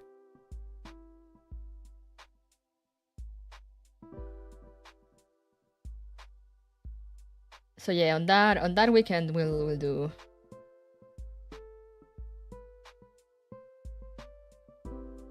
We'll do Chapter 9. But yeah, next week I might stream at night and just sleeping on Saturday. Or just sleeping Saturday and maybe do a very long stream on Sunday. We'll see. I'll think about it. So yeah, weekend is kind of up in the air.